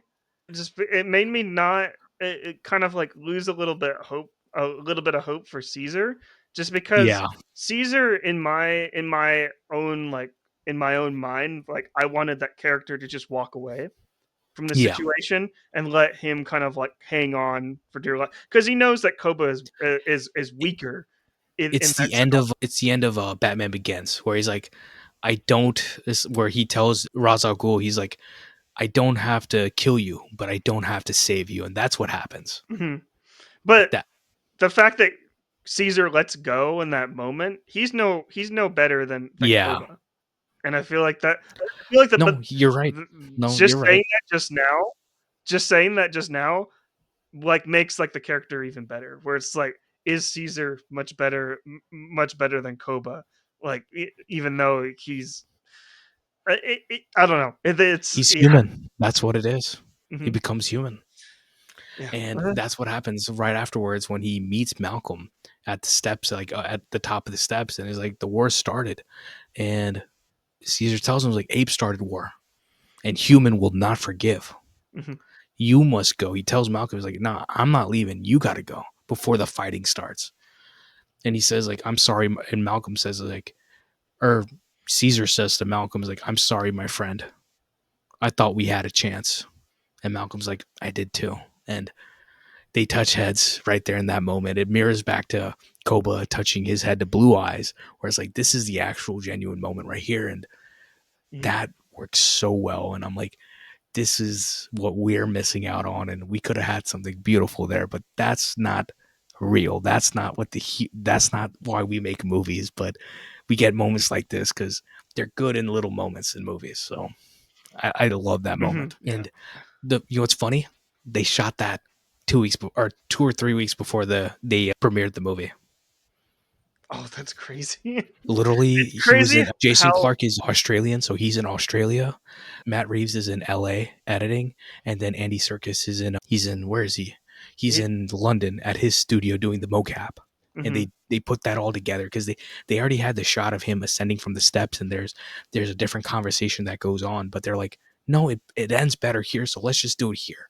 So Mhm. it's like, technically it's a hassle, but it just works in the movie, doesn't it? It's crazy. But let's get to the Layla because there is no music in this movie. Actually, there's a song in There this movie. You know that, What right? are you There's a needle talking drop. about? Yeah, there's a song in this movie. It's Something in the Way by Nirvana. Mhm. Yeah. Something. No, it's not that, man. But They're gonna Michael get a Giacchino, copyright he strike did on YouTube. Michael Giacchino did the score for this. So talk about the genius of this work. Michael Giacchino, whenever his name pops up on any movie, I'm in for, like, cinema. I know I'm in for just peak cinema at this point because the just the like setting and just the theme that he had for this entire movie is absolutely beautiful. I love kind of like I mentioned it like before how like the apes are very serene and calm, like how that score, and then when you go to the humans, it's kind of like more frantic and kind of like more on It's that edge. percussion. Yeah. That's what it is, and it harkens back. There's a bit of an homage to the original Planet of the Apes score with that percussion element, Mhm. and it's used so well in this movie, and it's used so well in War for the Planet of the Apes. Mhm. Fantastic scoring work. Yeah. But I love Michael Giacchino so much just because it's every single movie that he like even like the like animated movie is like Soul. Like I think he Yeah, did he do Soul as well? but see, He that's the just thing. he understands like a scene. He understands like a He scene, and understands I feel cinema, like you get that completely like Dawn. Mhm. and he for the 2010s, bar for bar. If you talk about, he did Star Trek. He did Dawn and War for the Planet of the Apes. He Mhm. did Tomorrowland, which whatever, it doesn't matter what people think about the movie itself, but the score is fantastic. He Mhm. is the best blockbuster composer of the 2010s. Mhm. And I'd like to hear someone say otherwise because it's not one movie, it's all the movies he did. Even Rogue One, which I don't agree with fundamentally. I think his work is fantastic in that, which I've come around on. It sounded weird the first time I heard it, but he's awesome. Mm-hmm. But Michael Giacchino, this is the first movie we've done from him, Mm-hmm. and got to give the man his flowers because he harkens back to this almost John Williams vibe, but it never feels like he's ripping him off in any way to me. Mm-hmm. And when I say like when you said he understands cinema, but I said like he understands like a scene and a sequence. He understands like how his music should flow throughout a movie, and I feel like that like this score flows. It keeps you like we mentioned like there's not a lot going on like in this movie, but there's so much going on, so much going on. Music is part of that because since like when this movie starts like with Koba's eyes and you hear like that faint score come in, you Caesar's eyes, you and it is there's a rain, there's a lot of rain, there's a thunder that comes in when the movie starts too. yeah, it sound effects and just score as well. You're just on this ride, and Giacchino is like is taking along on this journey with the apes. So And it's like there's a choral sound that comes through of like a person's voice whenever they set the deer onto one track, and then like the shot is kind of tracking over the deer themselves, and mhm, there's something so cinematic about that opening that always keeps me compelled. And yeah, there's silence through that movie, like through those scenes, but whenever he needs to put in the music, it works. And Steven Spielberg talks about it for John Williams, that the thing that composers do so well is to know when to have your score and when not to have your score. And yeah, there's an element of, director and other people being involved, but it is the composer being like, we don't need music here. Oh, we definitely need music here. We need to hit this beat right here. mhm, Because there's so many different ways that people make movies. They'll have music beforehand, or they'll have a vibe playing on set. There will be something going on. There's so many different ways to do it. But when it comes to classic work, it's like you're putting music to nothing.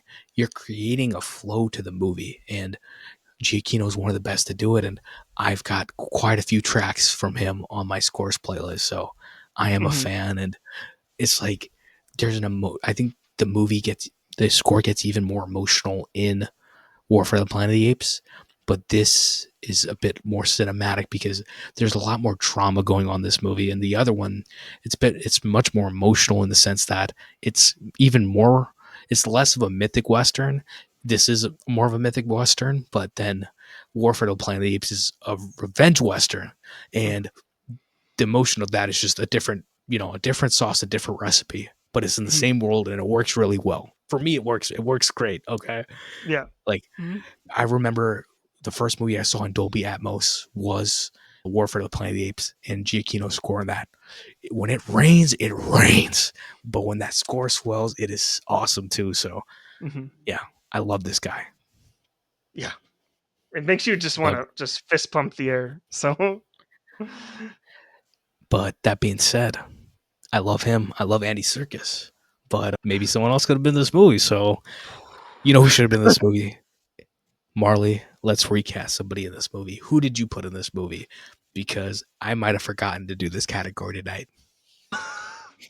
No, I actually was on the rewatch. I used to be okay with this cast, but uh, call me a hater, but I didn't like Jason Clarke in this movie. I don't Let's think get he's off. I Let's don't get thi- off. I'm I good. don't I Good don't night. think I don't think he's a bad actor. Yeah. I I feel like He especially on a doesn't have enough rewatch. charisma to be a lead actor. That's what it is, isn't it? I don't know. I don't want to say because that sounds kind of mean No, spirited, facts are but facts. I think he is fantastic as a supporting actor. I think he is a supporting actor in this movie, but it is quite a big role. So I understand if other people have a problem with it. I love him. So, I mean, who's the recast? I'd like to hear it, honestly. well, it's real funny because it's actually Woody Harrelson, which he's actually the main star in War for the Planet of the Apes. He's the villain who Yeah, does a yeah, lot of murdering. but I think Woody Harrelson is so great when he comes to like compassion, Yeah. and I think Jason Clarke is great, in Dawn, like when it comes to compassion, but I think Woody Harrelson would be even better. So My recast for him would be Oscar Isaac, actually, mhm, because I think Oscar would have a different sauce to how he works with Caesar, but it would be compelling because Oscar Isaac, when he gets to a role like this, he kind of has an energy to him where it's like he's trying to get something done compared to the energy he has in The Force Awakens, but not so mhm. comedic, more serious. That would be the vibe, and he could do it, right? Yeah, I no, I would actually like to see that. I like it a lot, especially since Oscar Isaac is just he's so good with like just roles like that, and I like that Dawn was always like it's. I know we said it's a blockbuster, but it was shot pretty much like a like an indie film in a way, where And it's that's the whole point. That's Matt Reeves' entire thesis is that mhm, y'all are doing the blockbuster stuff wrong. Like, I'm going to find a way to do it better. And he can't just say it. He's done it one, two, three times now. So mhm. put some respect on the man's name because he knows what he's doing. Yeah. But yeah, that's a great pick. But I also since I kind of cheated since Woody Harrelson is like the villain in War for the Planet of the Apes, I have three others that I would want to recast. I'm gonna throw Pedro Pascal in there. I know he's in everything now, but like this would be in 2014. But I would kind of like Yeah. to, especially after seeing The Last of Us, I would like to kind of see him like in this role where it's not totally like like the Jason Scott like character isn't totally Malcolm. Yeah. Malcolm isn't totally like a Joel, but it's Same sort kind of of vibe. similar. Same But vibe. but Joel is nihilistic. That's the difference. And Hmm. Malcolm is hopeful. So Hmm. there's an optimism there. I don't And know if you've ever looked at this cast list, but it is an interesting one. yes, uh, I and not I know I'm coming off as a little bit as a hater too, but another character another actor I would recast. I don't necessarily care for the kid all that much. I thought he Cody was Smith McPhee, yeah, Cody Smith. Power of the Twink. I can't, That's him. You know that, can't- right? yeah, hmm? That's him in Power of the Dog. Oh really? Oh Yeah. yeah, that's right. That's right. I just you just threw me off with that title.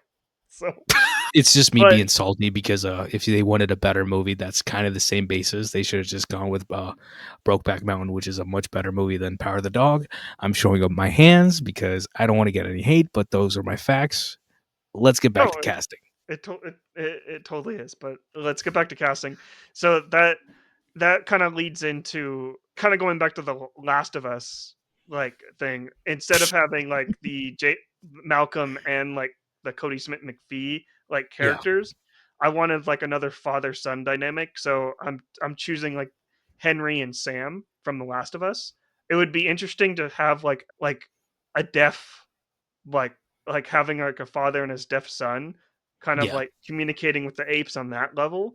It's totally changed. Like my recasting, that recasting is totally changing like the story elements there. But I don't know. I would just I would appreciate kind of like that element where you kind of have like the son kind of like relating to like to the apes and like signing back and forth. So, but yeah.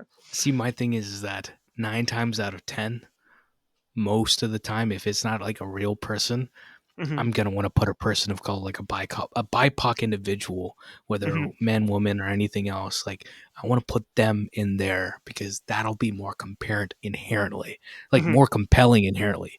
Because think about it, like let's say Jason Clark, my one of my favorite actors right now, Coleman Domingo. You saw Sing Sing, right? Hmm. Imagine him talking to the apes. Imagine him versus Caesar. What that relationship would be. There'd be a beauty to it. It'd be even more emotional.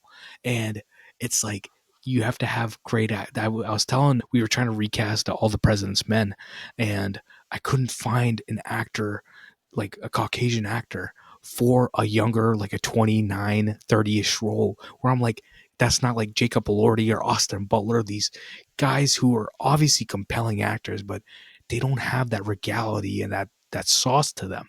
I Mhm. did end up going with Mike Face. I know you haven't listened to it yet, but he would be fantastic in All the President's Men. But this, I mean, I do like Cody Smith McPhee as an actor, but yeah, he didn't have much to work with. Out of all the people that are there, he has some of the least amount of sauce to work with. Like the most he does really is just be the emotional kid that like Yeah. my mom's dead and like I showed Maurice this thing and I'm like drawing. I'm not really saying much, but I am present in the story. Yeah. Do you one of the craziest names in this movie is actually Judy Greer. If you know who Judy Greer is, she plays Mhm. Caesar's wife. Doesn't say a single word this movie, but she's just apparently in this movie. It's awesome. Well, no, she doesn't say a single word, but you know everything that she went through, especially like when she loses the love of her life, like when Koba takes Caesar away from her, Yeah, like in that moment, and you just see kind of just like the the distraught like in her intensity. face. Yeah, Um, but yeah, I just realized I've been calling uh Jason Clark Jason Scott for like the longest time, so it's fine. I'm sorry, I think but it's fine. to kind of go back to my recasting, Jason, this is the only Jason in this movie. yeah, But to go back to like my recasting, it's The Last of Us like actors are Lamar Johnson and Kevon Woodard. Kevon's fantastic, man. Yeah, That kid. Yvonne would be fantastic in like a role like this to kind of take like the place of Cody Smith McPhee.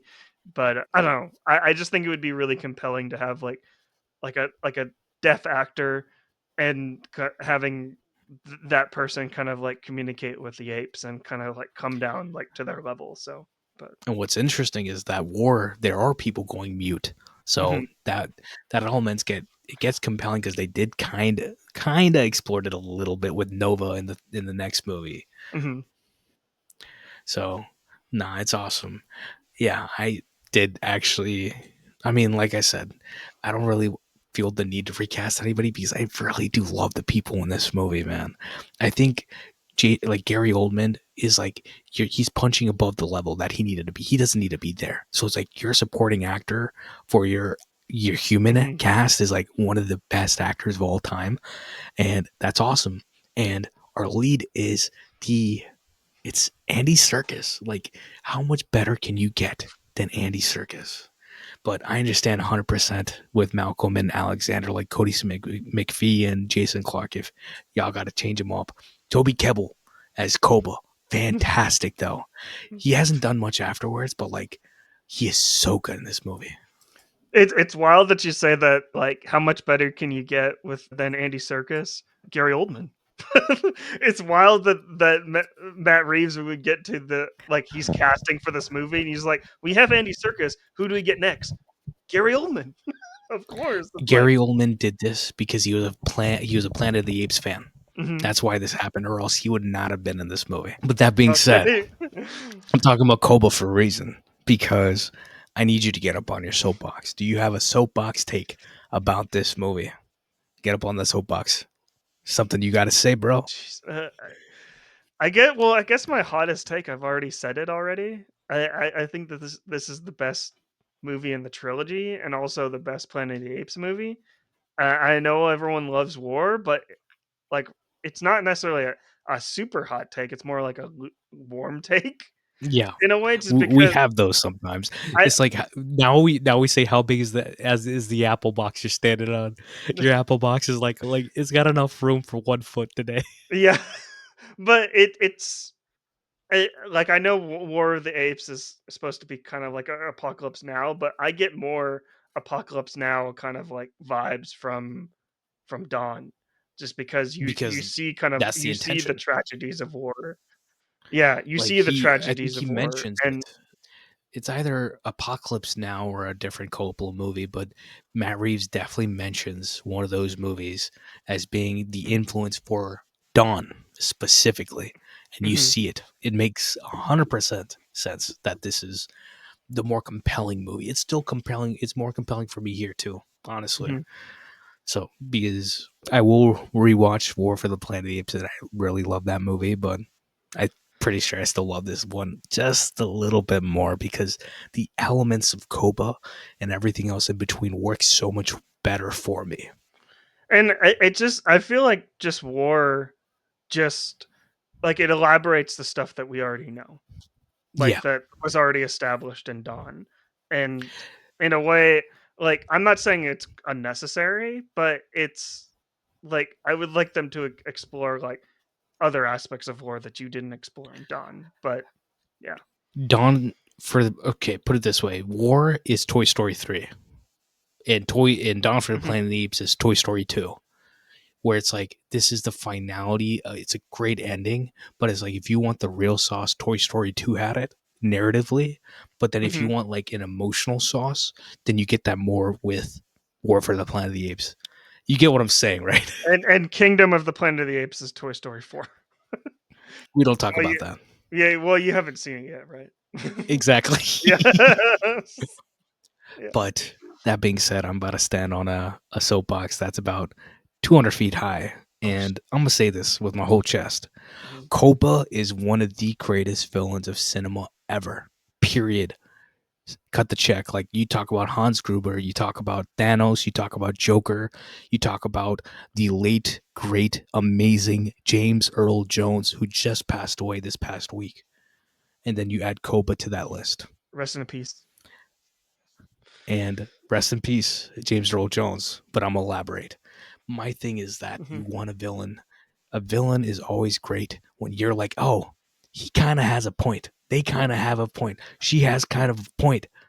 And you see the work that Koba is doing. He's cultivating a group. He's not telling Caesar he saw the gums. He is messing with the humans like, oh, this stupid chimp, and he's acting like this, and it's intense what he's doing. Hmm. And by the time we get to him invading, killing Caesar, or attempting to kill Caesar, Hmm. framing Carver, invading the humans, the tank scene, you see him jump over the fire, and you see the full might of Koba with him with two guns on a horse jumping over fire. He's literally in imminent danger, unlike anything else. And it takes it even further when he kills Ash. When he doesn't want to bash in somebody's head, a human's head, what does he do? He's like, it doesn't matter if it's an ape, if it's a human, if you don't want to listen, you're dead. And the craziest thing is that he drags him up there, right? And the camera turns and then he just drops him off, throws him off of there. And it is horrifying. It is horrifying to see that. And we talk about the guns, and there's something to be said about the movie with the violence of weapons, but this is the violence of a soul, violence of an upbringing, a violence of a hatred that has become something in his mind, in his heart. Because what happens with anger, if you let it sit with you long enough, anger will become hatred, and hatred will transgress into action. So it's like, and that's like a life lesson where it's like you don't want to hate people too much, or else you will, like, if you want to get angry with people, that will turn into hate. That's a very real thing for anybody who wants Hmm. to deal with anger management. Yeah. Don't be Koba, but you see why Koba has a point. And like I told you, he turns blue eyes against his own father, against Caesar, and he is the entire reason this war happens. And think if this was a real situation. This is one human causing all these problems. This man, okay, I don't want to use a reference that I was thinking of in my head because this is a movie, this is not real life. But Hmm. there's villains of history where you're like, oh, it kind of goes back to this, where it's like a bad guy is compelling, a bad guy is smart. They could be really good at things, and they could be brave. They could do so many things, but they do it all for the wrong reasons, and Hmm. that's why they're bad. You can have a bad person that does great things, but why are they bad? Because they're doing something that is that's not right. There's something that's leading them astray, because no one wakes up. James Mangold, he talks about, he's like, no one wakes up and they're like, oh, I'm gonna be a Batman. I'm gonna be bad. I'm gonna do something bad today. Yay, I'm a bad person. Nobody thinks that way. People think they're doing something good, and the logic that they have in their head, they can reason it out. And the reasoning for Koba is tragic, it's compelling, it's heartbreaking, it's horrifying, but it is cinema. It is truly what cinema is. No, exactly. And one of the most beautiful things that you said during all of that is that My bad. well, no, it's it's I love the journey between, like, when you're watching a movie, you see the journey of a villain going from a villain to an antagonist. And I Yeah. feel like you get that, like, completely with Koba. Like, Koba is, like, he's, like, there's something not right with him. You know that something, like, especially with what he went through, and you're just kind of like, why, why are you like this, Koba? And then you go back and, like, think about, like, Rise. I'm like, okay, yeah, but and that's why I feel like the journey from him going from villain to antagonist is justified, just because you see, like, the scars, you see, like, what the humans, you see, like, you see his full journey of, like, what the humans did to him. Whether any of his actions are justified, like, that's up for the audience member to decide. And I almost want to say nature versus nurture, but Mhm, it's like compare the way that like James Franco's character, how did he raise Caesar versus how was Koba treated in the cages at the lab? mhm, And you see the fundamental difference and you see the reactions being different as to how they handle situations with humans because he has actually had and felt the love of a human being, and Koba has never felt that, and he never felt that his entire life. mhm, and And that's imagine that with humans. Apply that to humans. and If you tell someone and you never tell someone that they're valued, you never tell them that they're loved, how do you expect that to be a human being? And I also, like, when I can see, like, a good antagonist or a villain, like, on screen, I always ask one question to myself, Yeah. and that one question is, can their problems be solved by simply going to therapy? And because, like, if you think about it, if Koba went to therapy and, like, talked through, He'd like, kill his the trauma, therapist. well, true, true. But I'm talking about in this weird scenario that I'm painting for Koba, like, Yeah. and actually he actually talked through, like, his trauma. Like, hopefully, I hope that he would be able to, like, work through it and, like, come to his senses. But I that's a question I always ask. Like, can this antagonist go to therapy and save themselves? And that's There's a lot of protagonists that need to go to therapy too. what true. That's very a lot of people in general need to go to therapy. So But that's the thing. this podcast I has very gone much for my believe better that you health. got to think it out. You got to process your emotions and feel out what you're doing, and you can do that with a therapist or yourself. But you need to do it. Most people need someone else to talk it through. So it's like Yeah. it's interesting, and it's like if everybody had therapy, there wouldn't be movies. I'll tell you that much. Right. Exactly. Everything would be right in this world if we actually emotionally understood our emotions, and that's what I talk about. Like this movie helped me, like the making of this movie helped me understand how these things work. Mhm, Why am I feeling emotions towards an ape? Because there's an empathy within me, but it's the work that they're doing emotionally that works too, in conjunction with a willing viewer who wants to experience what's coming towards them. So mhm, movies go both ways, and sometimes people don't understand that. Like, you know how there's a lot of us who love movies that were like a movie becomes our personality. mhm, You will see on like TikTok or whatever before Kingdom of the Planet of the Apes came out, there's like random guys and kids like, just acting like the apes or like, talking with the voice and doing all that stuff. And it's because there's something transcendental about the work, about the culture cultivated specifically with this movie mhm, and War for the Planet of the Apes from Matt Reeves that works so well for us. So I love seeing all that stuff online of people understanding and loving this movie and war because it's awesome. This is so compelling, man. But talking about that being so compelling, the Oscars for the 2014 movies, the 2015 Oscars, are, let's say, interesting. And Marley, who's the lead actor for this movie? Andy Serkis. And was Eddie Redmayne, Steve Carell in Foxcatcher, Bradley Cooper in American Sniper, Benedict Cumberbatch in Imitation Game, Michael Keaton, amazing, in Birdman. Was any of that better than Caesar? First off, what Eddie Redmayne? Was that the theory of Bro, everything? yes. Why? Like, what But is that answer the question. movie? Answer the question. It the robbed. Andy Serkis was robbed. All I have to say. And And I mentioned it earlier, but this, like, I'm always upset with the Academy, but I feel like the 2015 Oscars was the one where I felt most upset, and I felt for the VFX like artists and everyone involved like with this movie because I want people to be appreciated. I want people to be appreciated when they work this hard on a film, like you mentioned, like working up until like this film was released, and I and feel for like them, it's kind of life or death because mhm, for some of these companies, the Oscar helps them get work. mhm, This was Weta, so they're kind of lucky that the goodwill of Lord of the Rings will always live with them. But Peter even then, Jackson. it's like Yeah. so supporting actors. This is the year J.K. Simmons won. I'm not going to argue Toby Kebbell over J.K. Simmons, but he could have been in this Even category though with Ethan Hawke even for though Boyhood, Robert Duvall for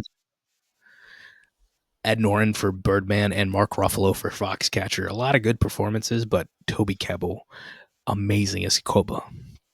mhm. Even though you just said that like he's the best villain like ever in film history, and you were like, "Oh, it's okay." Like J.K. No, but that's Simmons the thing. No, J.K. Simmons is actually up there. He is. uh, for Whiplash. Yeah, he is. No, okay, I know it, but I would like to see them compete. I would have liked to see them compete like in But that I category. put it this way: I put him up at the same level, Mhm, meaning like I think what J.K. does with that movie is career defining. I think what both of them did actually was career defining performances, going as a legacy. mhm, You can see that I don't think either one of them has done better work. I think J.K. Simmons has a lot of sauce in Counterpart. It's a show, got mhm, canceled, where he's playing multiple different versions of himself. But even then, the fiery cinema of Whiplash, that's still the best thing he's done. And Toby Kebbell should have been there. But that's mhm. if they respect blockbusters. That's if they respect motion capture work, right? And Yeah. I'm not saying to, nominate every single performance out there in a blockbuster movie, but you should recognize good performances in good movies. And if you can recognize good performances in bad biopic movies, then you can at least, have a latitude this way also. Just Mhm. saying. And it goes back to like how the Academy.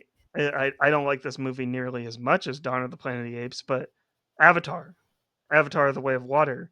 Like you don't see like like the Academy like recognizing like that mocap. So it's Yeah. something I would definitely like them And to do in literally, the future. Sigourney Weaver is playing a teenager. And I'm like, she's one of my favorite characters in that movie, actually. Like, Mhm, seriously. And it's crazy, man. Cinematography, Michael Cera, he did a great job, but I'm not going to argue it. Not today. I think he could have been there, but I'm not going to argue it because Birdman won. I don't agree with that, but Roger Deakins, he shot Unbroken. Great work there. Mr. Turner from Dick Pope, mhm. and then Ida from Lucas Zal. Like Ida is a black and white movie, Polish movie, so Yeah. well shot. Mhm, Grand Budapest Hotel, arguably Robert Yeoman's best shot movie, mhm, arguably the best shot movie from Wes Anderson. So it's like he's going against giants to some mhm, extent here, and the politics of all that, whatever. But he definitely could have been there. mhm. But let me get to the most compelling part that you're talking about, which is, or actually, I'm not going to argue the score or anything today because the score. This is the Interstellar year. We're not going to argue that. But VFX, actually, what do you think is a better score, Grand Budapest Hotel or? I know you would kill me if I put Grand Budapest Hotel That's on over you. That's Interstellar, on you. That's on you, big but dog. but Hans Zimmer, I can't go against Hans Zimmer. That's fine because the Grand Budapest won the Oscar, so I don't have to worry about it. I was wrong, but Interstellar is the one that plays the most still. So, and I love Interstellar, and I love that score the most of this year. But It it is it's what it funny is. because I like the Interstellar score way more than the actual movie. I don't know what that says about me, but but It's coming to theaters. Maybe rewatch it. You might love the movie for what it has to say about love. The yeah, intro. I think that's definitely due for a rewatch for sure. That's what I'm saying. This is one of my favorite movie years, and we talked about we did a whole episode about redoing the Oscars for this year. Oh, it's on the pod from February-ish, March. If anybody wants to go back and listen to it, like me and Zach, we have a lot of sauce about this stuff because we've been doing it for a few years and quite a few years actually. We just don't tell anybody. We just do it for ourselves, and now we just put it on the pod now. So it's a lot of Yeah. fun. But visual effects, Interstellar won. Other movies nominated: Captain America: Winter Soldier, Guardians of the Galaxy, fantastic work. Stefan Soretti had a contentious conversation with that man on Twitter accidentally. Oh, X-Men: Days of the Future Past. No, he thought I was crapping on like the trailer for Captain America 4 came out, and you know mhm, the scene with the Red Hulk with the cherry blossoms is supposed to be in DC. mhm, I was just like, y'all could have done this in a real place. And there's a lot of stuff in that trailer where I'm like, y'all are choosing to do this a different way. And he thought I was trying to crap on them hard. And I'm just trying to give, I'm trying to say that what he does with the Guardians of the Galaxy movies, what he did with Suicide Squad, what they're doing with Superman right now, that is mhm, much more compelling. And it's like there's small things of how they work, especially at Marvel, that they could change to have the movies look better. Like Captain America Winter Soldier actually looks great compared to what we saw in the trailer for Captain America 4. Just being mhm. honest with that. But all that to say, Dawn for the Planet of the Apes should have won this year. It that's like almost the cherry on top when they didn't win to And the disappointment pie, just because it's like you didn't get nominated for any acting performances, and it's like the Academy just said like, "Good job, but we're not gonna we're not gonna give you anything. Here's a pat on the back." Yes. and that's the thing. 2017. It's a very contentious argument to have, but I'm gonna have it with you. Blade Runner 2049 Hmm. won that year. Warfare of the Planet of the Apes lost. And you could ask me on a different day and I'll be like, Blade Runner deserved it. It's fantastic. The work they did is impeccable. It doesn't feel like there's a piece of CGI in that movie, period. But the emotions of the apes, the way the apes look, the way you feel about the apes in Warfare of the Planet of the Apes, that should have won instead. And today, I'm on the apes boat. So, Uh, yeah, I'm definitely on the apes boat just because I'm not really the biggest fan of 2049, but it feels like for war, it feels like for war, like when they're nominated, that could have been like their Return of the King like moment. Like they didn't get it could any have been the award. cherry on top. Yeah. Yeah, but Instead, it's adding to the disappointment pie, yeah, as you said. yeah, exactly. But And that's why we like the Oscars if they coincidentally might, give respect to something that we love, but they will never be the live all or end all about the movies that we like because it's been 10 years and the legacy of this movie is very much that we have this beautiful story, this Shakespearean Greek tragedy story about apes, about violence, about how these themes, this is science fiction and it very much brings it all back to humans and how we work as humans, and it's compelling. What's the legacy for you for this movie, whether it's about somebody in the movie, behind the screen, or just the movie in general? I think the legacy it still holds true to this day on like how we should appreciate people behind the camera and like and how there's more to a performance than really just the actor. The actor's a great part, big part of it, like no doubt. But the people like coach it, like kind of like what we're talking about throughout this entire podcast.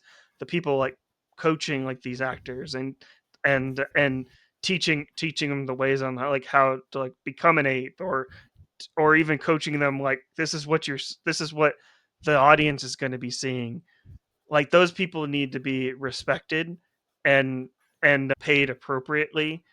And I know we're still getting to that point where those people need to get paid like an appropriate wages, but it's definitely a start for sure. So And that goes, one of my favorite things that I've heard recently is the way that they did the budgeting and the the payment of everybody that worked on Sing Sing. And I'm Mhm. like, if people agree to that and they want to do that sort of thing, for anybody listening, if they don't know, there was an equity partnership essentially for the producers and everybody that worked on the movie Sing Sing, dated for 2023, technically released in 2024, starring Coleman Domingo. And everyone from the actors to the directors to anyone who worked on that set got paid the same. And Mm. that's a crazy way to move forward. And I very much believe that there's a way to make a business more equitable and more easy. It just, and not even easy, just make this a profession that people can have and not have to worry about putting food on the table or having a home or, you know, getting, clothes for their kids or anything in between. Cause I've heard stories and it's horrifying, but it's like, yeah, there's a way forward, man. Mhm. I do want to say, do you know who Matt Reeves is tangentially related to, as in like career wise? Not Uh, tangentially, like they're very much related together. It's another director. Christopher Reeves? J.J. Been Abrams wild. and Matt Reeves Oh, met as kids because Kathy Kennedy called them up to put together the short films of Steven Spielberg that he made as a kid that were stuck in his Arizona basement of the house he used to live in. And oh, that's how they met. And they worked on shows together and things like that. And JJ got Matt Reeves to do Cloverfield. But I mhm. think that Matt Reeves is a better director emotionally than JJ Abrams. Even though JJ is like, he's done so many movies, he's got a big like a big, box office and all that sort of stuff. And I respect JJ, but I respect Matt Reeves just a little bit more. I think I respect JJ more on the TV side, and Matt Reeves which is I'm is on the movie which I'm side. not discounting, Mhm. not one bit. But I think, like, I always think of legacy, and I think of 10, 20 years down the line. I think I'll always come back to JJ's, you know, the 2009 classic Star Trek, and Super 8 and things like that. I'll come back to his movies, Mission Impossible 3, but it's, I mean, Matt Reeves, the emotions of his movies ring truer. Like, I get goosebumps thinking about Apes. I don't get goosebumps thinking about his movies. And that doesn't mean I don't love his work, because I do love a lot of his work. But Mhm. Matt Reeves has the emotion, and that's what matters. That's what makes it cinema. JJ has the spectacle, and Matt Reeves has the emotion, which can also have But spectacle as well. yeah, exactly. That's the thing. Matt Reeves has both. Mhm. So he's got a little bit of an edge, but I do understand what you're saying about JJ and TV and Mhm. Bad Robot. I'm a big fan. And Yeah. it's like he's a great producer too on top of that. So it's like, I grew up on different Alias, hats. so so that's And Felicity, which Kerry Russell was on, Matt Reeves directed a bit on that too. Do you have anything else you wanted to talk about for legacies? I I do want think to I bring up pretty much. Andy Serkis. Yeah, Andy Serkis. I think we're on the same page for that. And then I think I pretty much. I like the way he talked about all the below the line people and all the people that you don't necessarily see. Yeah, but we should talk about Andy Serkis. Yeah, Andy Serkis is he needs to be respected. He did War for the Planet of the Apes, and he should have had an Oscar. No, genuinely, dead serious. For 2017, Mhm, he should have had an Oscar for Caesar. There's no doubt about mhm, that. No if, and, or but. Because it's Andy Serkis. PTA had Daniel Day Lewis in Phantom Thread. Maybe a couple mhm, other roles in there, through that year. But one of the most emotional performances that year was Caesar. mhm, And it's like Scarlett Johansson and Her. The emotion, the level of impact you have on an audience just from the work that they've done. You might not see their face, but the work that they're doing is not disingenuous or something. It's pivotal. It's irreplaceable. And to say that they didn't respect that, you talk about Gollum, everything from Gollum to now, the man has changed how you can use digital stuff to make human emotions. So this is the whole mhm. argument goes back to AI and why we hate it. Yeah, yeah, exactly. Well, no, not trying to defend AI all that much. Well, actually, I don't want to mention that because it's a spoiler for Romulus. I don't want. Don't mention. Oh, I don't. I've heard I something don't about some sort of scene or something. I don't want to. I don't even want to know. But yeah. talking about Andy Serkis, who is the MVP for Dawn for the Planet of the Apes? Who, like Katie says, who like you, the MVP mom, who put the team on their back for this movie? Where if they weren't in this movie, the Enterprise would just be lesser. Who is it for you? I'm gonna go with the goat, Matt Reeves. We've been propping him up this entire like. If the director isn't on the same page as everyone else, or doesn't know how to get anyone that's working on a movie on the same page, then the movie completely falls apart. And what Matt Reeves had to do to just get everyone like together and on the same page, it's mind blowing. And like even like what you were saying, how they were working on this movie like weeks before it released. I can't even fathom like what that process would be like. And the fact that he like basically glued this movie together and released it, and it turned out to be great. It's a miracle And in my opinion. when he came to the movie, they already had a release date, and they didn't even have a finished script. So he didn't write on this movie specifically. He did write on the Batman, but it was just a timing thing where it's like we are under the gun. We have no choice. We have to figure this out. And it was very much that he emotionally Hmm. understood what these characters are, what is compelling, what is cinematic, and he helped it make it happen. And those are the voices. They could be directors, they could be writers, it could be anything else. And it's like my other MVP is Andy Serkis, where it's like he's a bastion for motion capture. And if he didn't do it in the weird looking white suit that he did Gollum in, he is the proof of concept. There's like they say in Oppenheimer, it's a real thing for life. Is like theory will only take you so far. And what they're doing with these movies, they pushed cinema further to give us a reminder that yeah, we can make these beautiful stories about these apes and we can use technology doing it at the same time. Technology, green screen, anything else doesn't have to be a discount. It's about how you use it. And they took this Hmm. brazen new technology, they created new technology because Matt Reeves was like, I want to go to the forest. I need to go to the forest. That otherwise you're not going to get the cinema you're capturing is not going to look correct. It's not going to feel real. It's not going to have this emotional basis to it. And that's Hmm. just a fundamental approach of how to do these blockbuster movies. And he talks about it, how he's like, yeah, these studios, they take in a lot of directors like me. He doesn't say like me, but he's saying like me, that whether it's a Colin Trevorrow, where he did a small indie budget movie and then now he's doing a big movie. Talk about Yeah. Garrett Hmm. Edwards, he did Monster, which is an awesome little small monster movie, and then he Hmm. did Godzilla, which is awesome too. Rogue One was a terrible, like I can't even fathom having a movie taken away from me like that.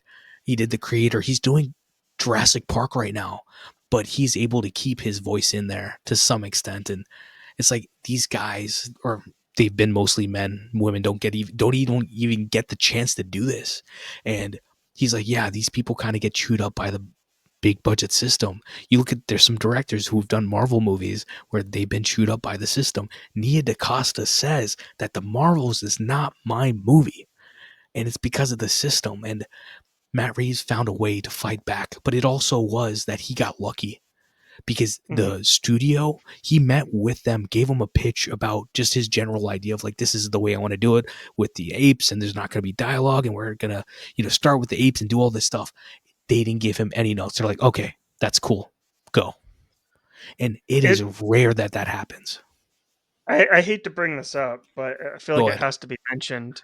But it would be very interesting to see like how this movie would have come out if Matt Reeves was a person of color, because like 100%. It would Matt Reeves fundamentally is a change white man. everything. Mhm.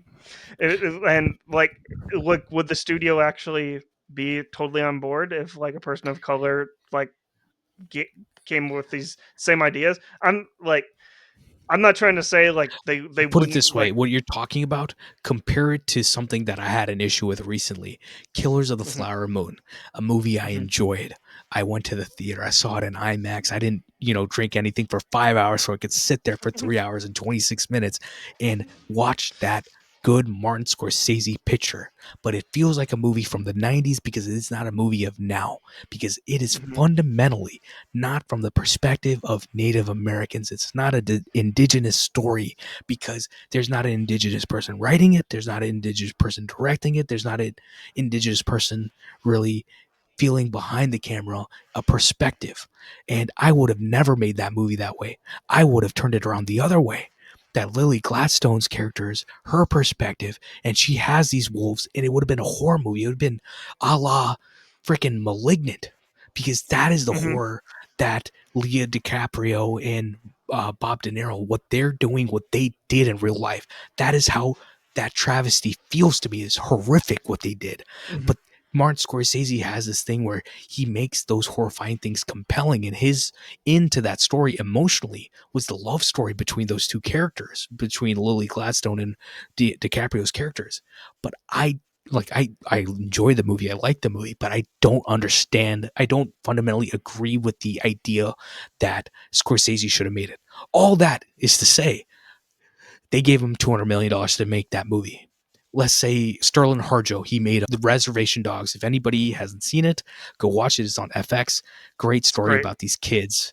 And that is something where it's like, would a Sterling Harjo get $200 million to make Killers of the Flower Moon? Would that happen? Probably not, but the thing that Exactly.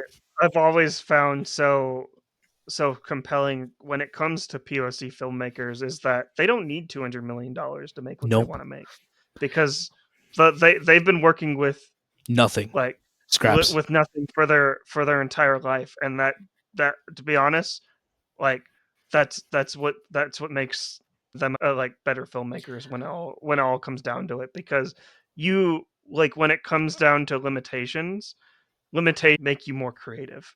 And that's the And I thing. know that I that don't sounds a little dark, I don't but like it's the I don't like the studio system. I'll go on paper saying that.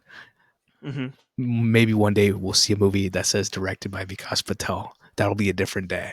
But I don't like the studio system, and I very much believe that my morality, my beliefs dictate my life, and that if I can't live within that system and believe in what I believe in and what I see in human beings, and I can't translate that to screen, then I don't need it, because I will find a way to do it. I don't need them. They need me. And I mhm, believe that about any person of color, any person from a marginalized, a minority group that has perspectives, has culture, that has this untapped potential of character and story, that it is from their perspective. But it being inherently human makes it relatively relatable. And it's like, you watch the original Planet of the Apes movies.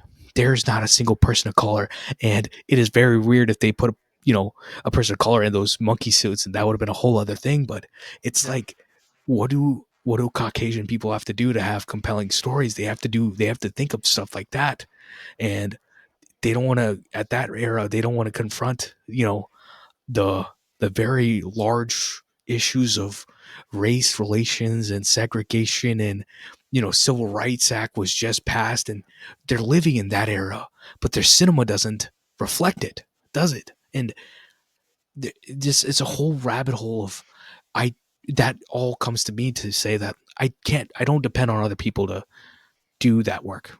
You can only depend on yourself or the communities otherwise to do it for themselves, because I don't need someone else to tell my stories. I'll tell them myself. Preach, preach, brother. And I I will rather see a swing and a miss from someone who is, from anybody, frankly, but as long as they're being emotionally genuine with what they're trying to do. And it's like, what filmmaking is, what cinema is lying. It is untrue to some extent, but the emotions, when they ring right, they are true. And that's why we care about mhm, apes. That's why we care about this story. That's why people will come back to this, is because they found a way to make it compelling. And it's mhm. the human element.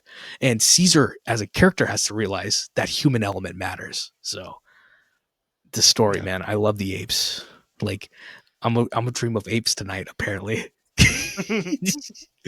But I I'm around it down to a companion movie. You got any companion movies for this one? I could have like a whole list of companion movies. I think like I've already mentioned Apocalypse Now. Apocalypse Now would be like a go-to for sure, especially like talking about like war is hell. Yeah, But as we're talking, I feel like a perfect, like we were talking about how this movie is very like anti-violence. I think like a perfect movie to even to watch with this is a movie that came out in 2022, Everything Everywhere All at Once. Like a movie like at the end of Everything Everywhere All at Once, you find out like how to fight with kindness, how to like use your words and see people like on their level. Like that's exactly what Dawn is presenting. Like fighting with kindness. Don't fight with like guns or anything like that. Fight with your words, fight with compassion, fight like stand up for the people that that believe in you. Stand up for the people that you love and who care make you for. who you love and care for, and make who you are. And yeah, I think it's kind of a wild pick for a companion movie, but I feel like they both deal with like the same themes for sure.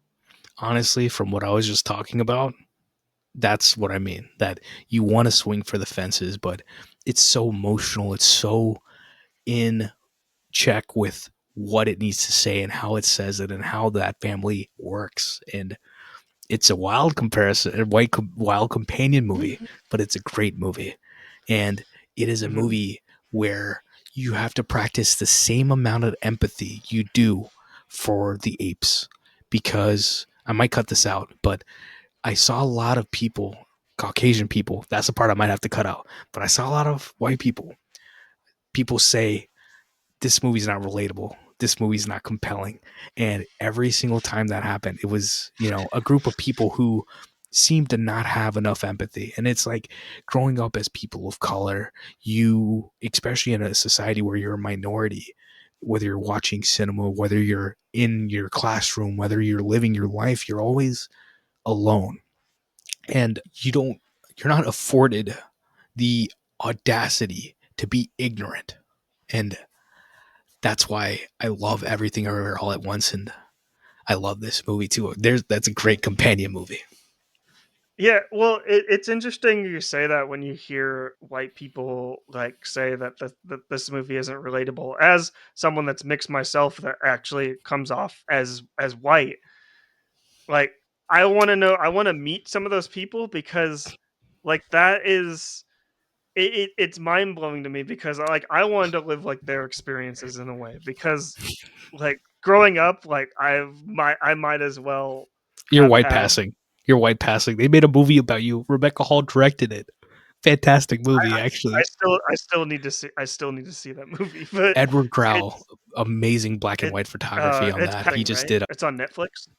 Yeah, he just did. Yeah, who is it? Pedro Almodovar, his new movie with Swin and whoever, or with Julianne Moore. He just shot that, so you'll enjoy that. But you just blew my mind. I've Yeah, known you for how long, and I didn't even know you're white passing, bro. I didn't ask. I but don't feel the need to ask.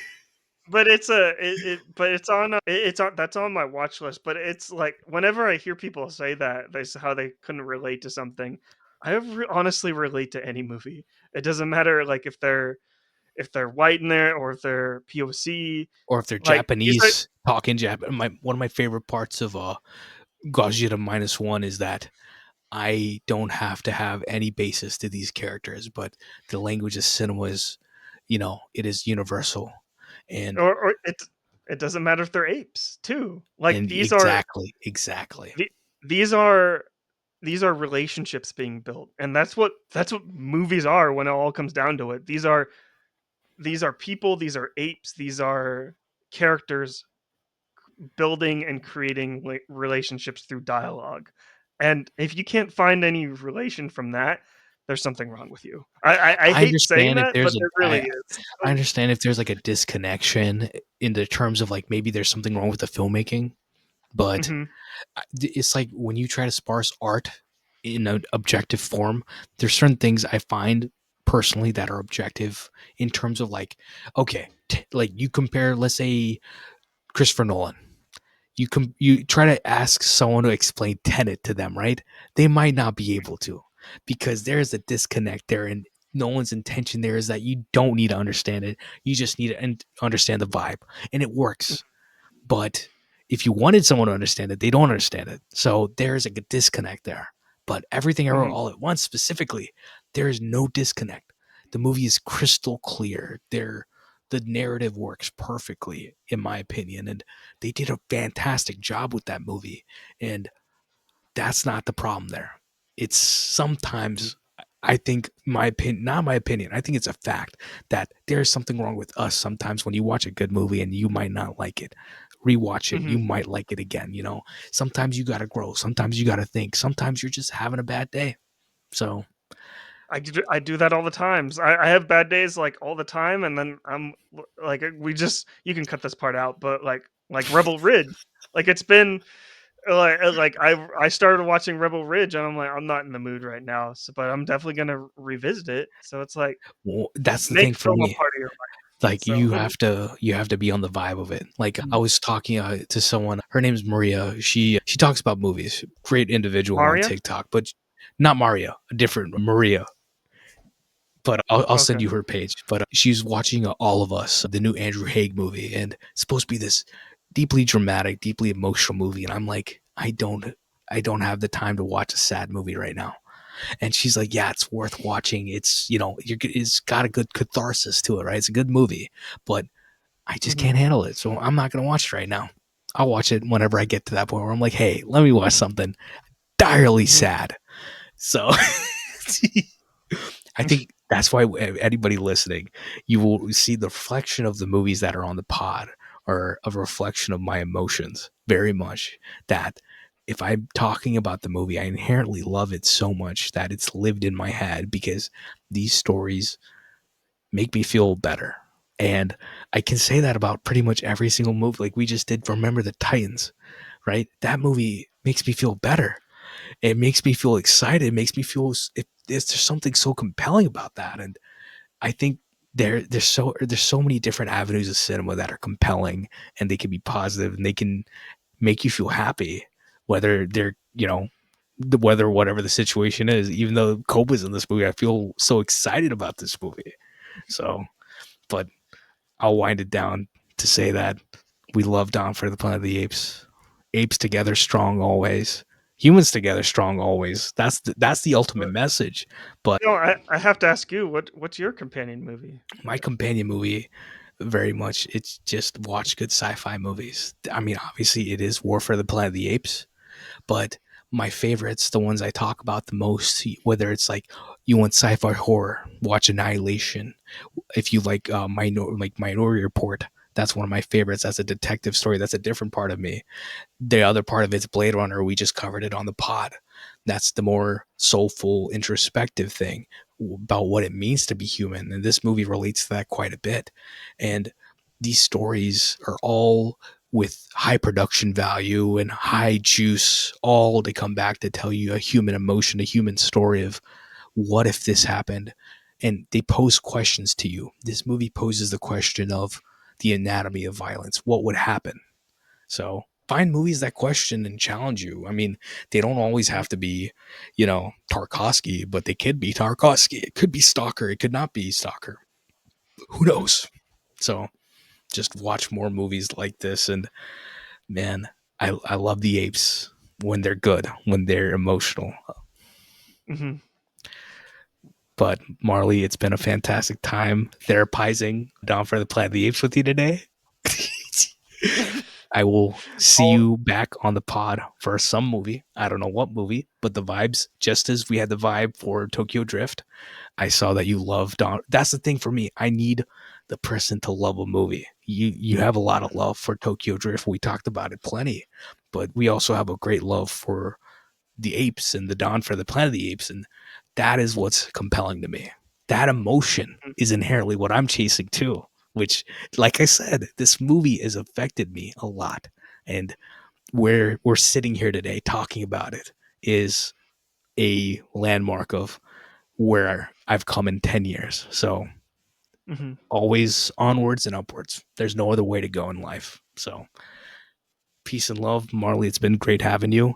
I'm rolling out the carpet. Where can people find you if they haven't found you already? Which I don't know why y'all wouldn't have found the man already. Well, thank you again for having me on your podcast, Vikash. It's always a pleasure talking with you about movies. And You've been on I'm on your pod, yeah, with the Village. Yeah, you've been on my podcast like before talking about The Village. We're doing the M Night Shyamalan retrospective over on the Real Livers podcast. That's the podcast that I host that everyone should go subscribe to and listen to. We're also covering all the movies in the Letterboxd Top 250.